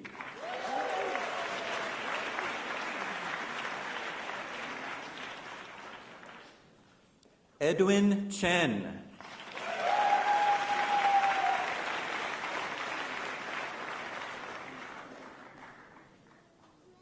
Eunice Chen.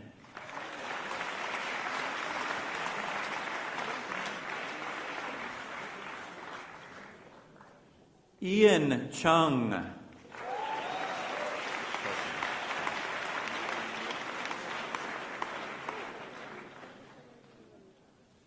Remy Sherry.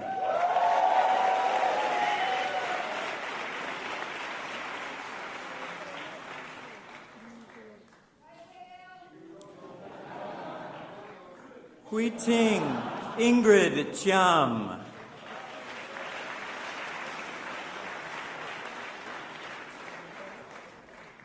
Terry Choi.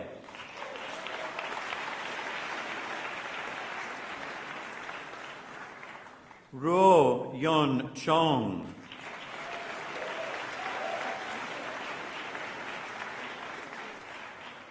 Tarini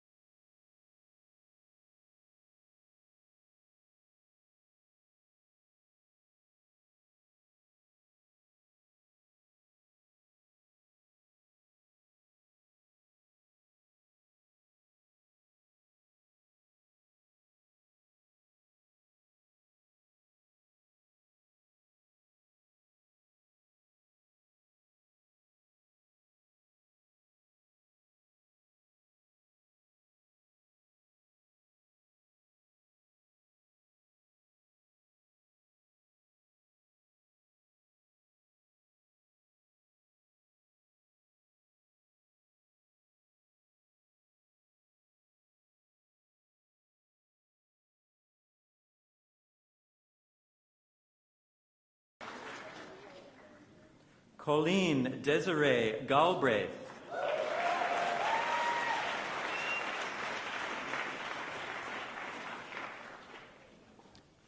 Dominic Ken Galelo III.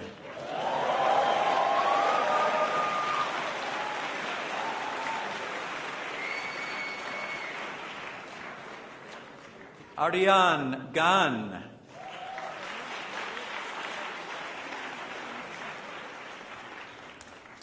Xu Ling Gan.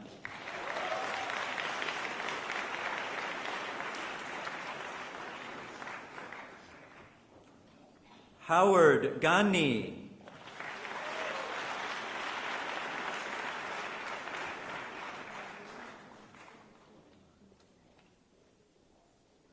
Sandra Garcia.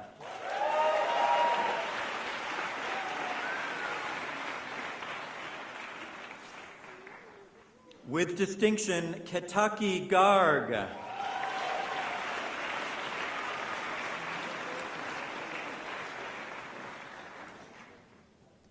Sarah Gass.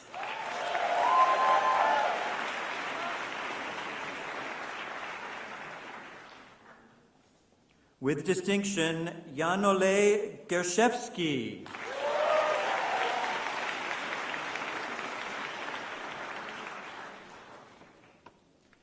With distinction, Remy Gazal.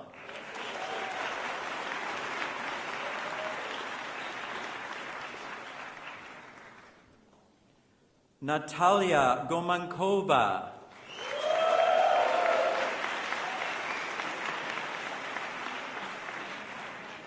Gonzaga Gomez Albo.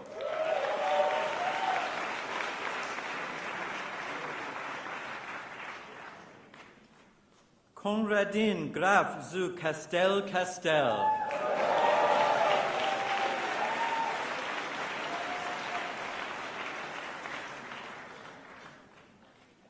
Quinton Griffiths.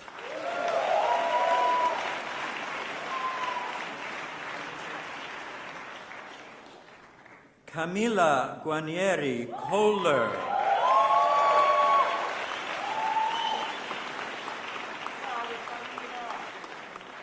Ashmita Gupta.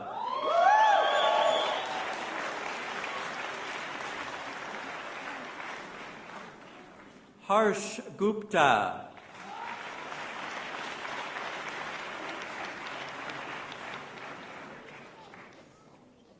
Urvashi Gupta.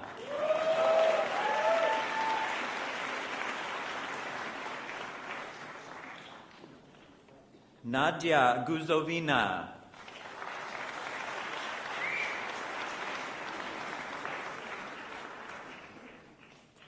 Edwin Haj.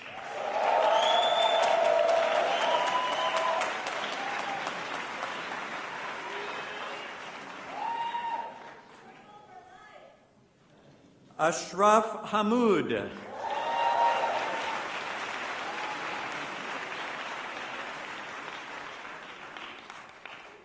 Fadi Hariz.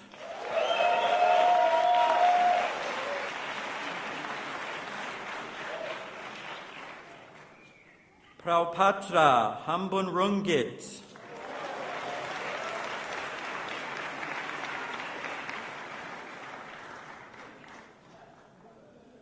Peter Harris.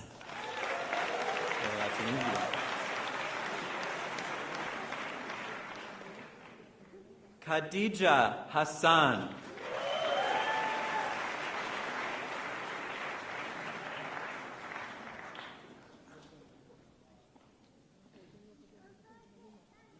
Eric Hoj. I beg your pardon. With distinction, Richard Hillen.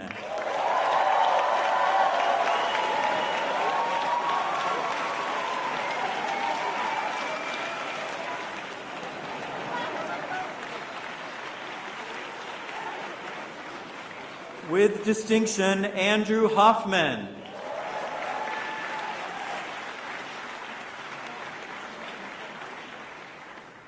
Robert Hollis.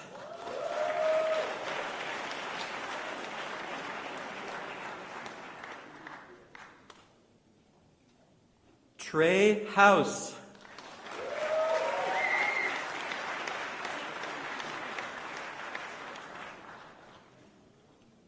Teresa Hruskova.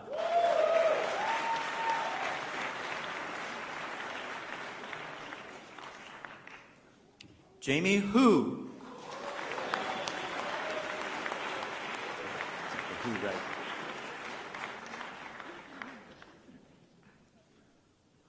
Han Huang.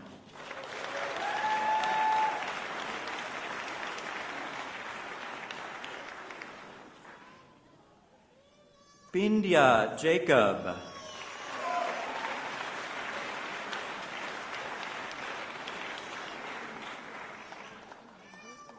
Palav Jha.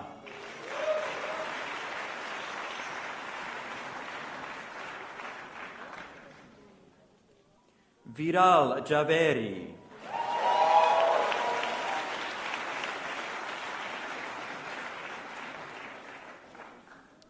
Kevin G.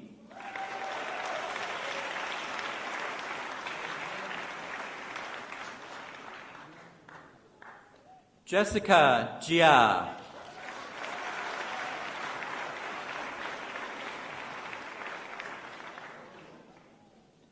Omar Kanafani.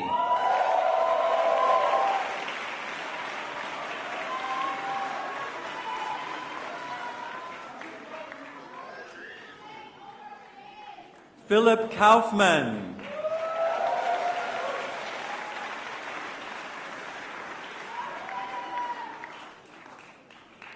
Ash Kebriti.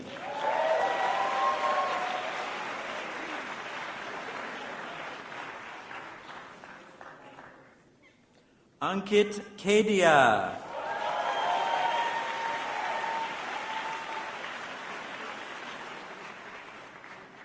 Kasha Kalegi.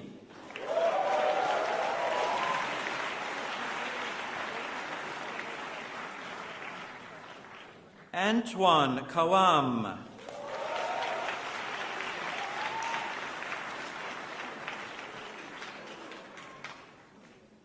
Zaid Khori.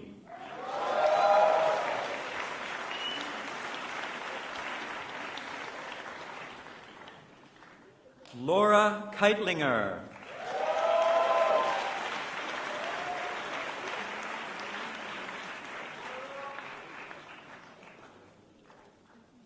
San Kim.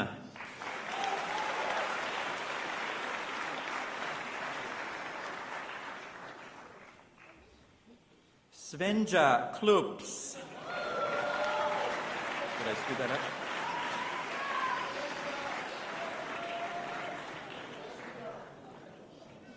So I'm guessing I messed that one up. Should we say it again to make it right? Svenja Klups.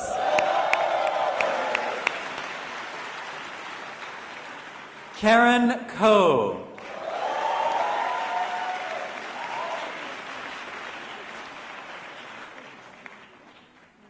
With distinction, Kelvin Ko.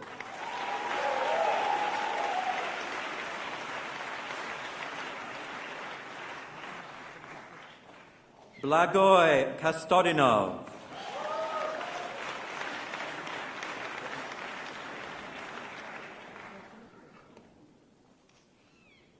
Christian Cruz.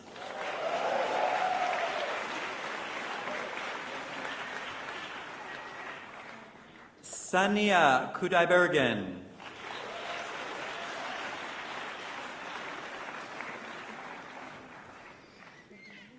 Charanya Kumar.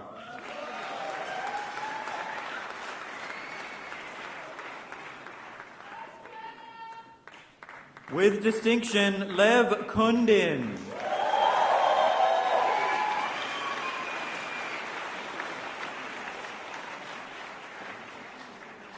Sebastian Lai.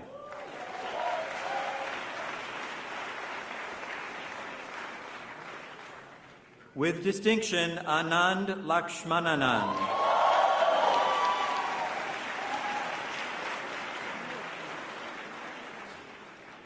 Leon Lam.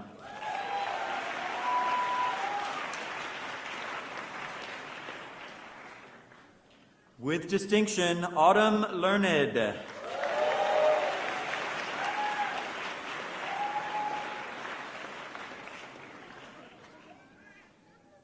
Alex Lee.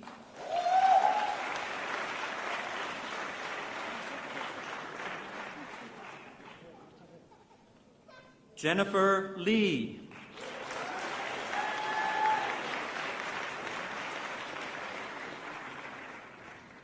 With distinction, Kenneth Lee.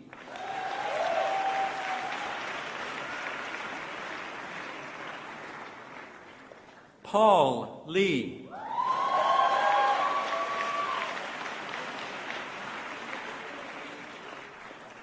And rounding out the Lees, Warren Lee.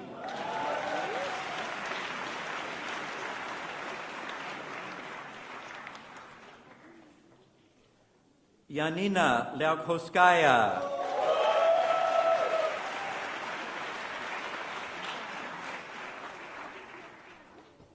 Jean Lin.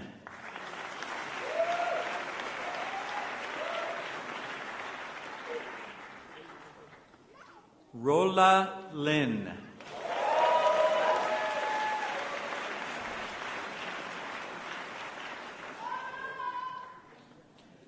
Lena Lindvall.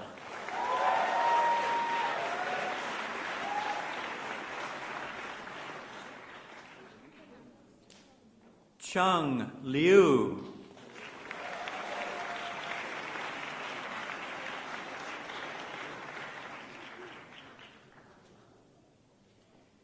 Qinjie Liu.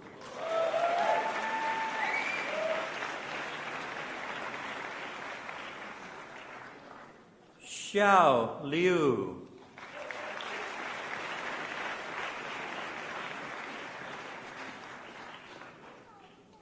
Natalia Lizon.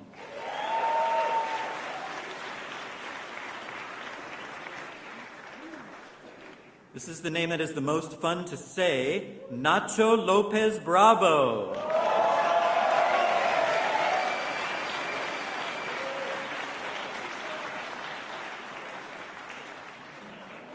Xiaojiao Ma.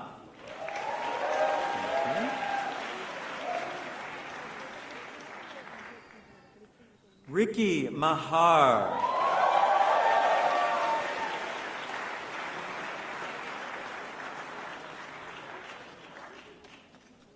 Oliver Makins.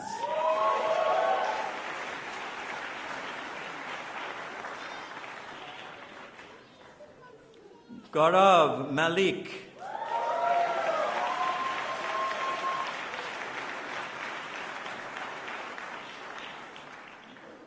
Purnima Mani.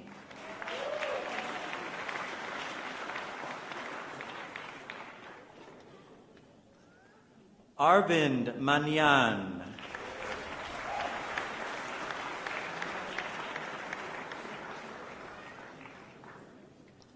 Bruno Maroig.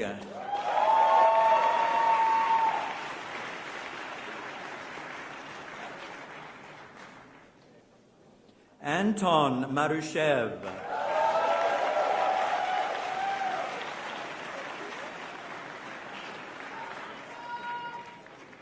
Luis Mateo Dilme.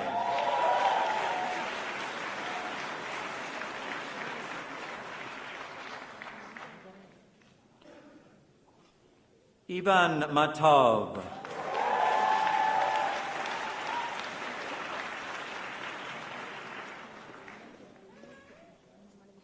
Christian Matisse.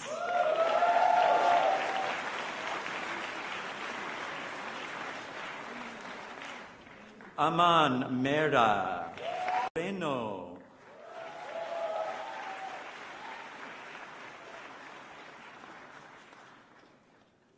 Ju Mora. Oh, come on.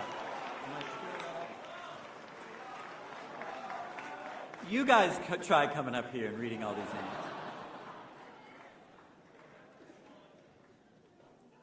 Sharang Mugve.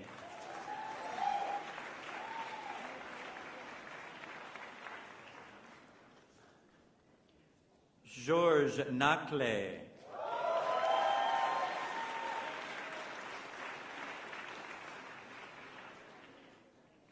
Ian Napier.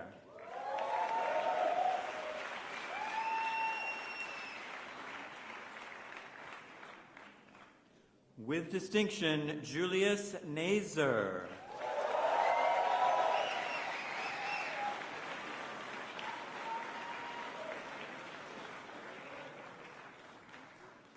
Yaniv Benjamin Neuner.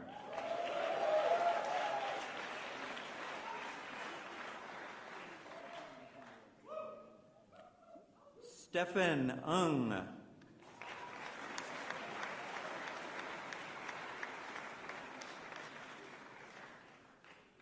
Phi Hai Nguyen.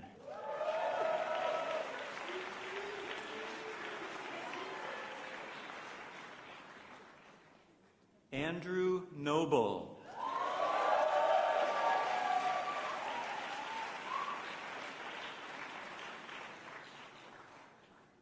Bahar Obdan.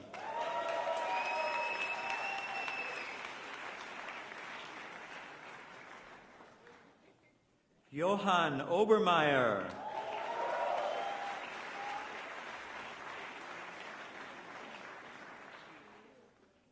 Sarah Camille Oblepias.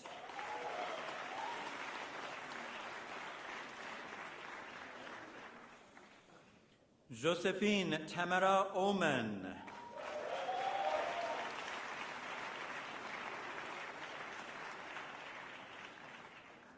Shirley Chinwe Okereke.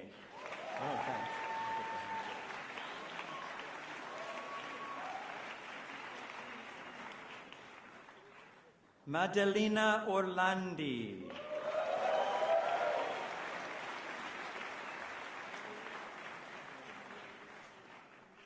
Ramon Palau Ginesta.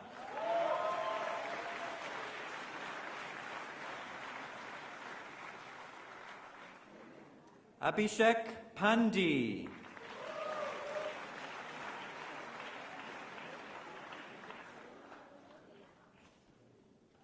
Dular Pandya.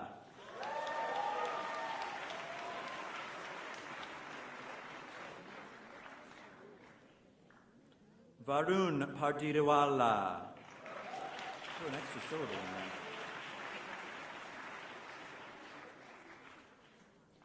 Julie Parisienne.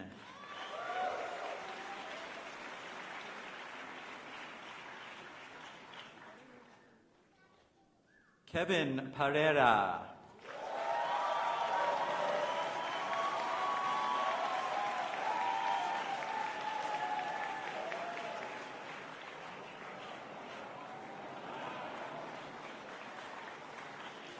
Michael Pesik.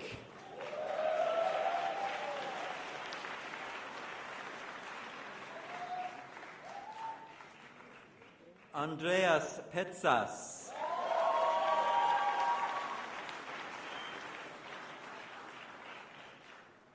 Adam Popek.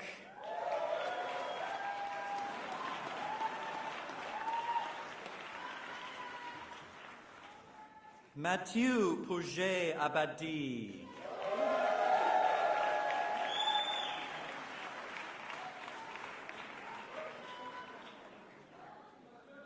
Thomas Prevost.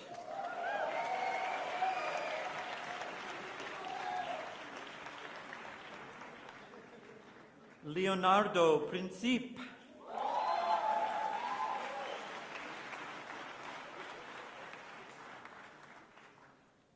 Luis Puig.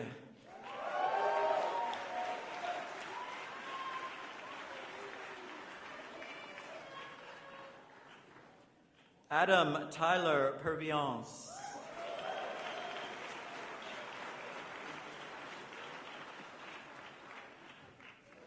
Ramya Raghupati.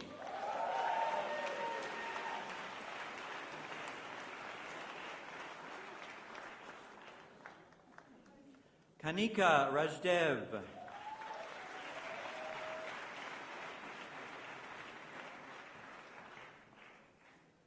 Kastub Rajneesh.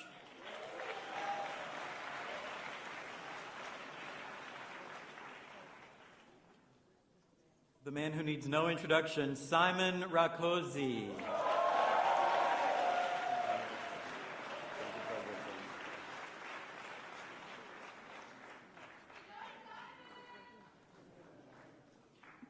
Yoni Ram.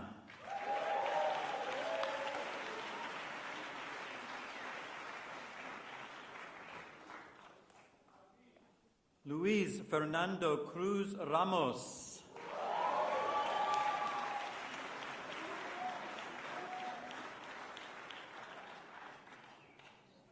Shruti Rastogi.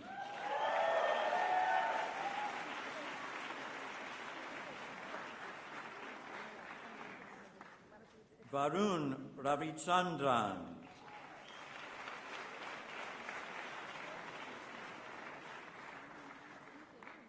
Anjum Rishi.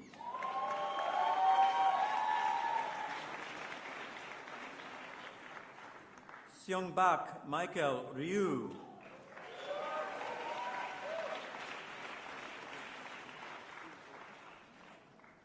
Mo Sadi.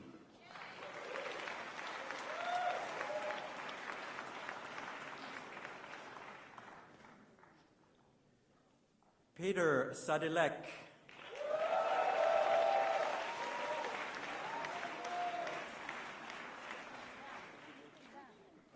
Simone Salustio.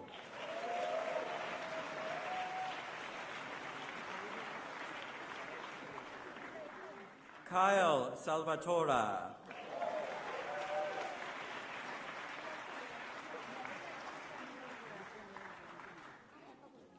Jose San Pedro Mazon.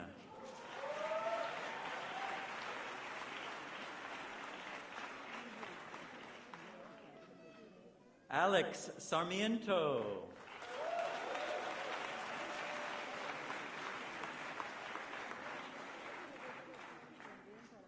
Yorick Schroeder.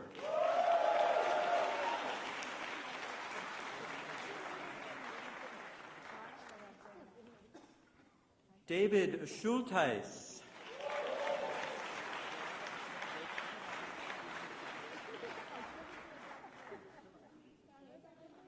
Angelina Sea.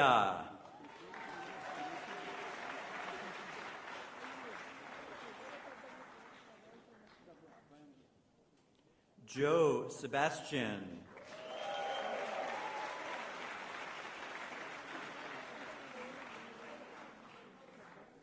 Frederick Servant.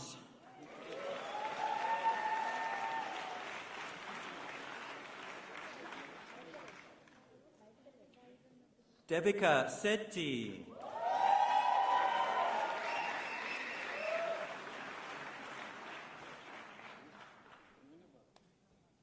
Krutin Shah.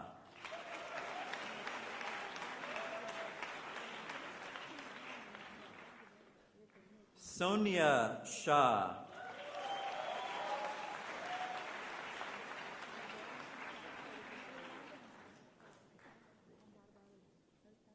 Abhishek Shankar Ram.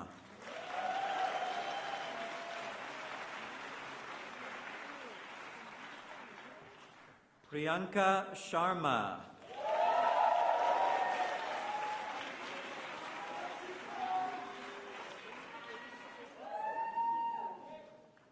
Irina Shigina.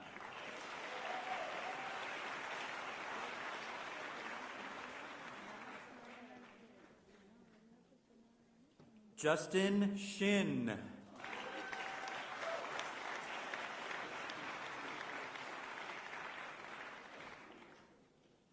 Paul Shin.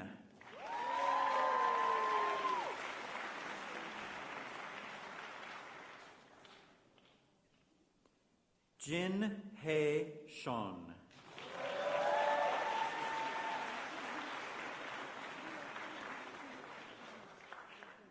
Rohit Srivastav.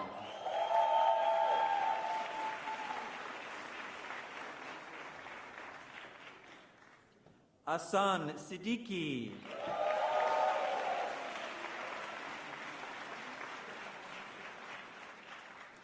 Romain Sigo.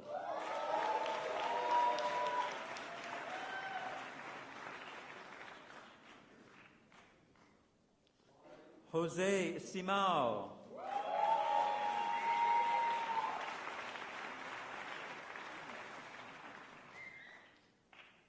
Gurpreet Singh.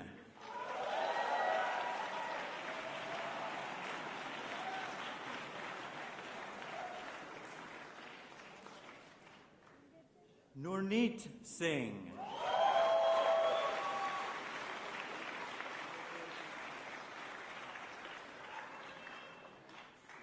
Priyata Sinha.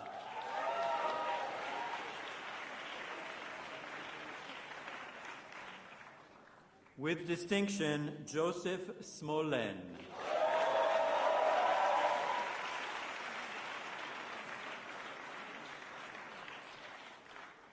Marcel Stotzel.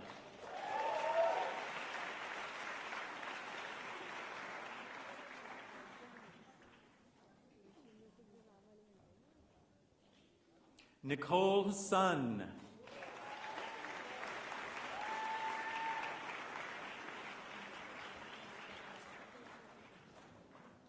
Arvind Swaminathan.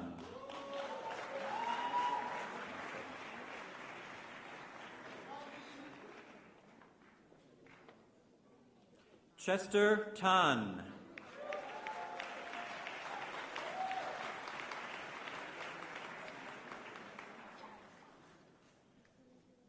With distinction, Justin Tan.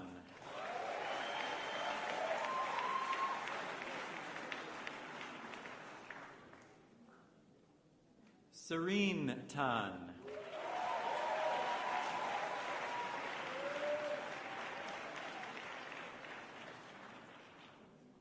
Farjad Tanvir.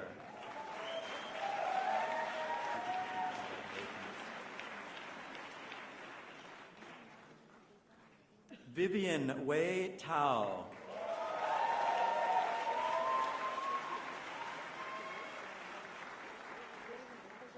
Rahul Taparia.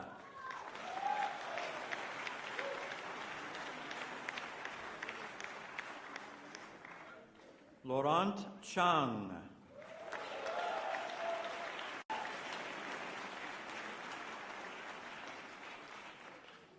Jean Tam.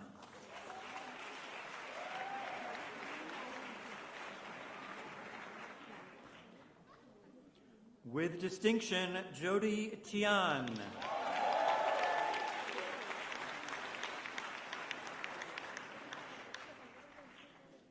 With a lot of distinction, Eugene To.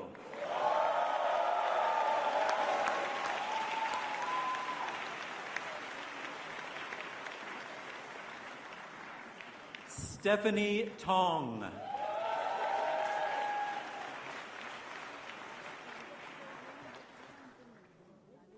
With distinction, Matt Trebilko.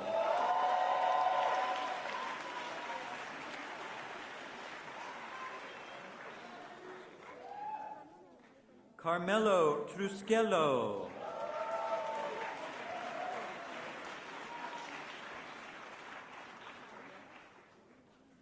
Claire Tsai.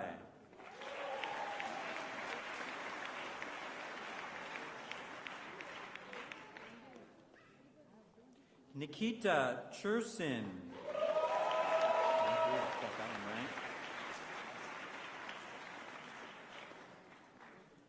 Tong Mung Fai.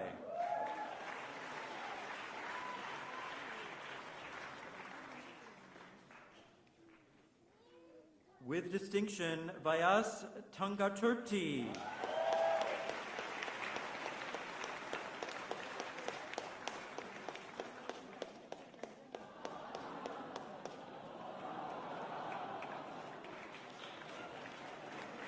Namrita Unukrishnan.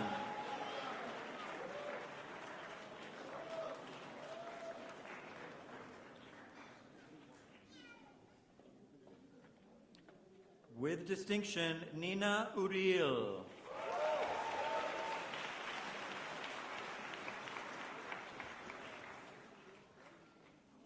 Martin Van Hoek.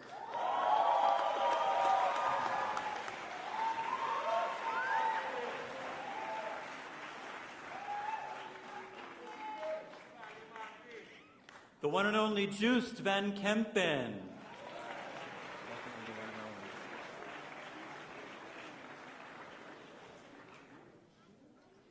Sivilia Varga.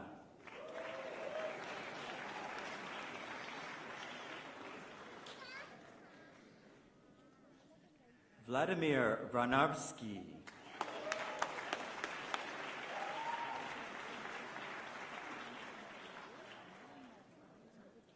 Okay, so is it Jan or John? Okay. Jan Jasper Veldhui.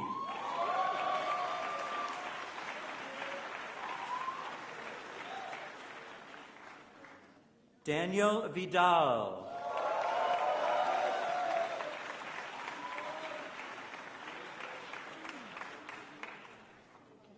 Natalia Alves Pinto Wagner.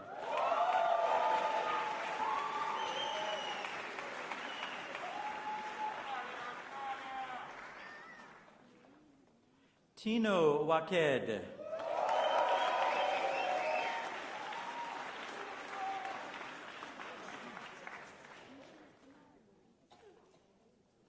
With distinction, Lu Wei.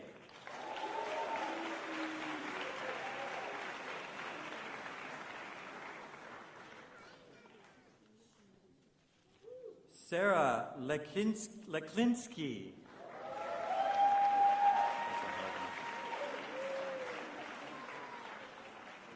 With distinction, Adam Woss.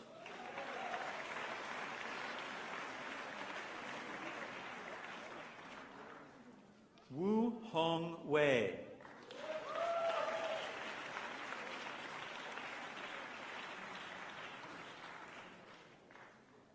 Jesse Xie.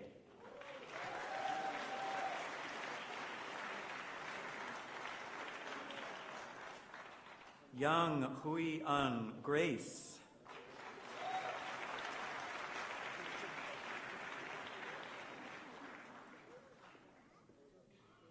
Xiaoying Yao.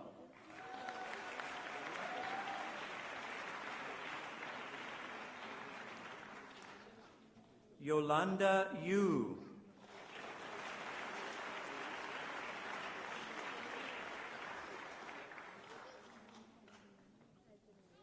Adrienne Zelmar.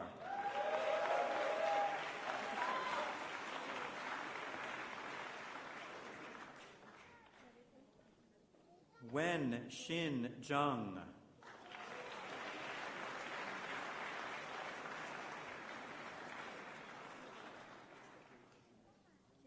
Yiming Zheng.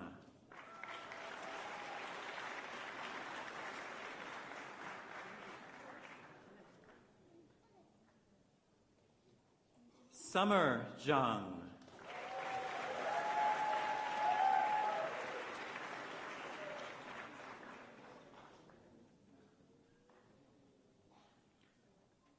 Ryan Zhao.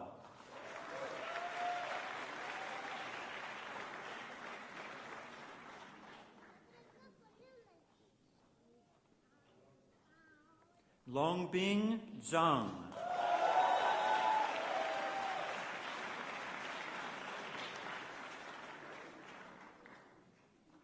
Elaine Zhou.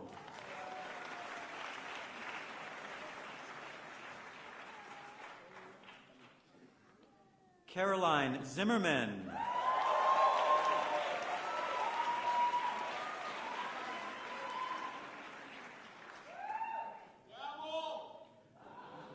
Christiane Zogby.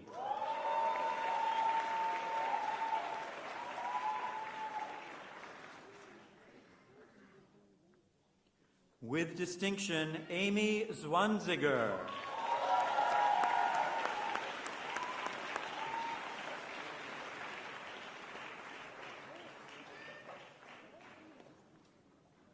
Kasper Zwetslut.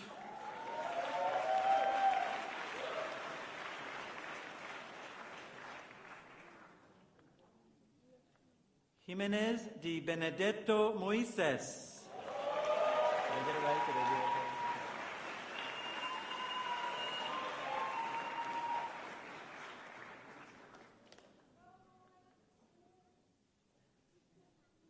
Alexandra Ignatieva.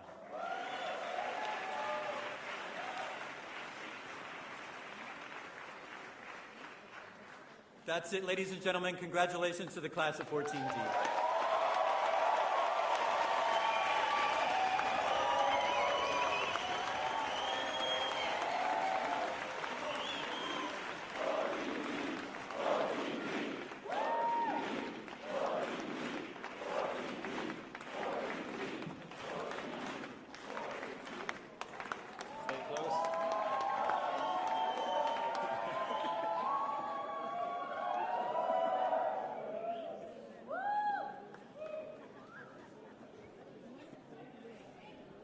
All right. No, we'll do a picture in a second. Okay. Jackson now.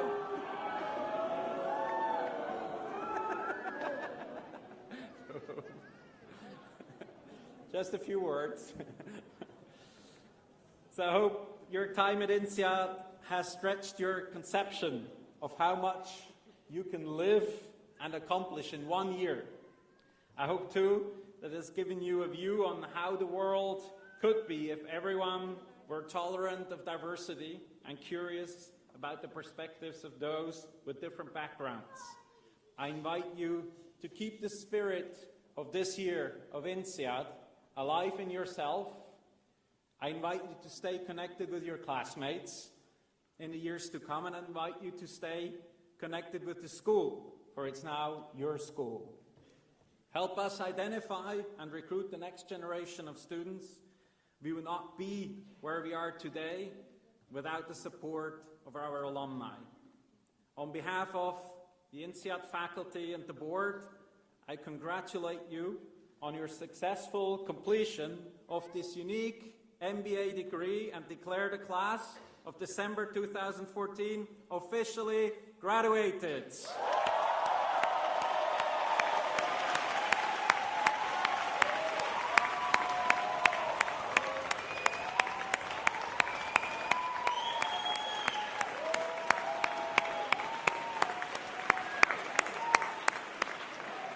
There is a very small video from the alumni welcoming you to the Alumni Association.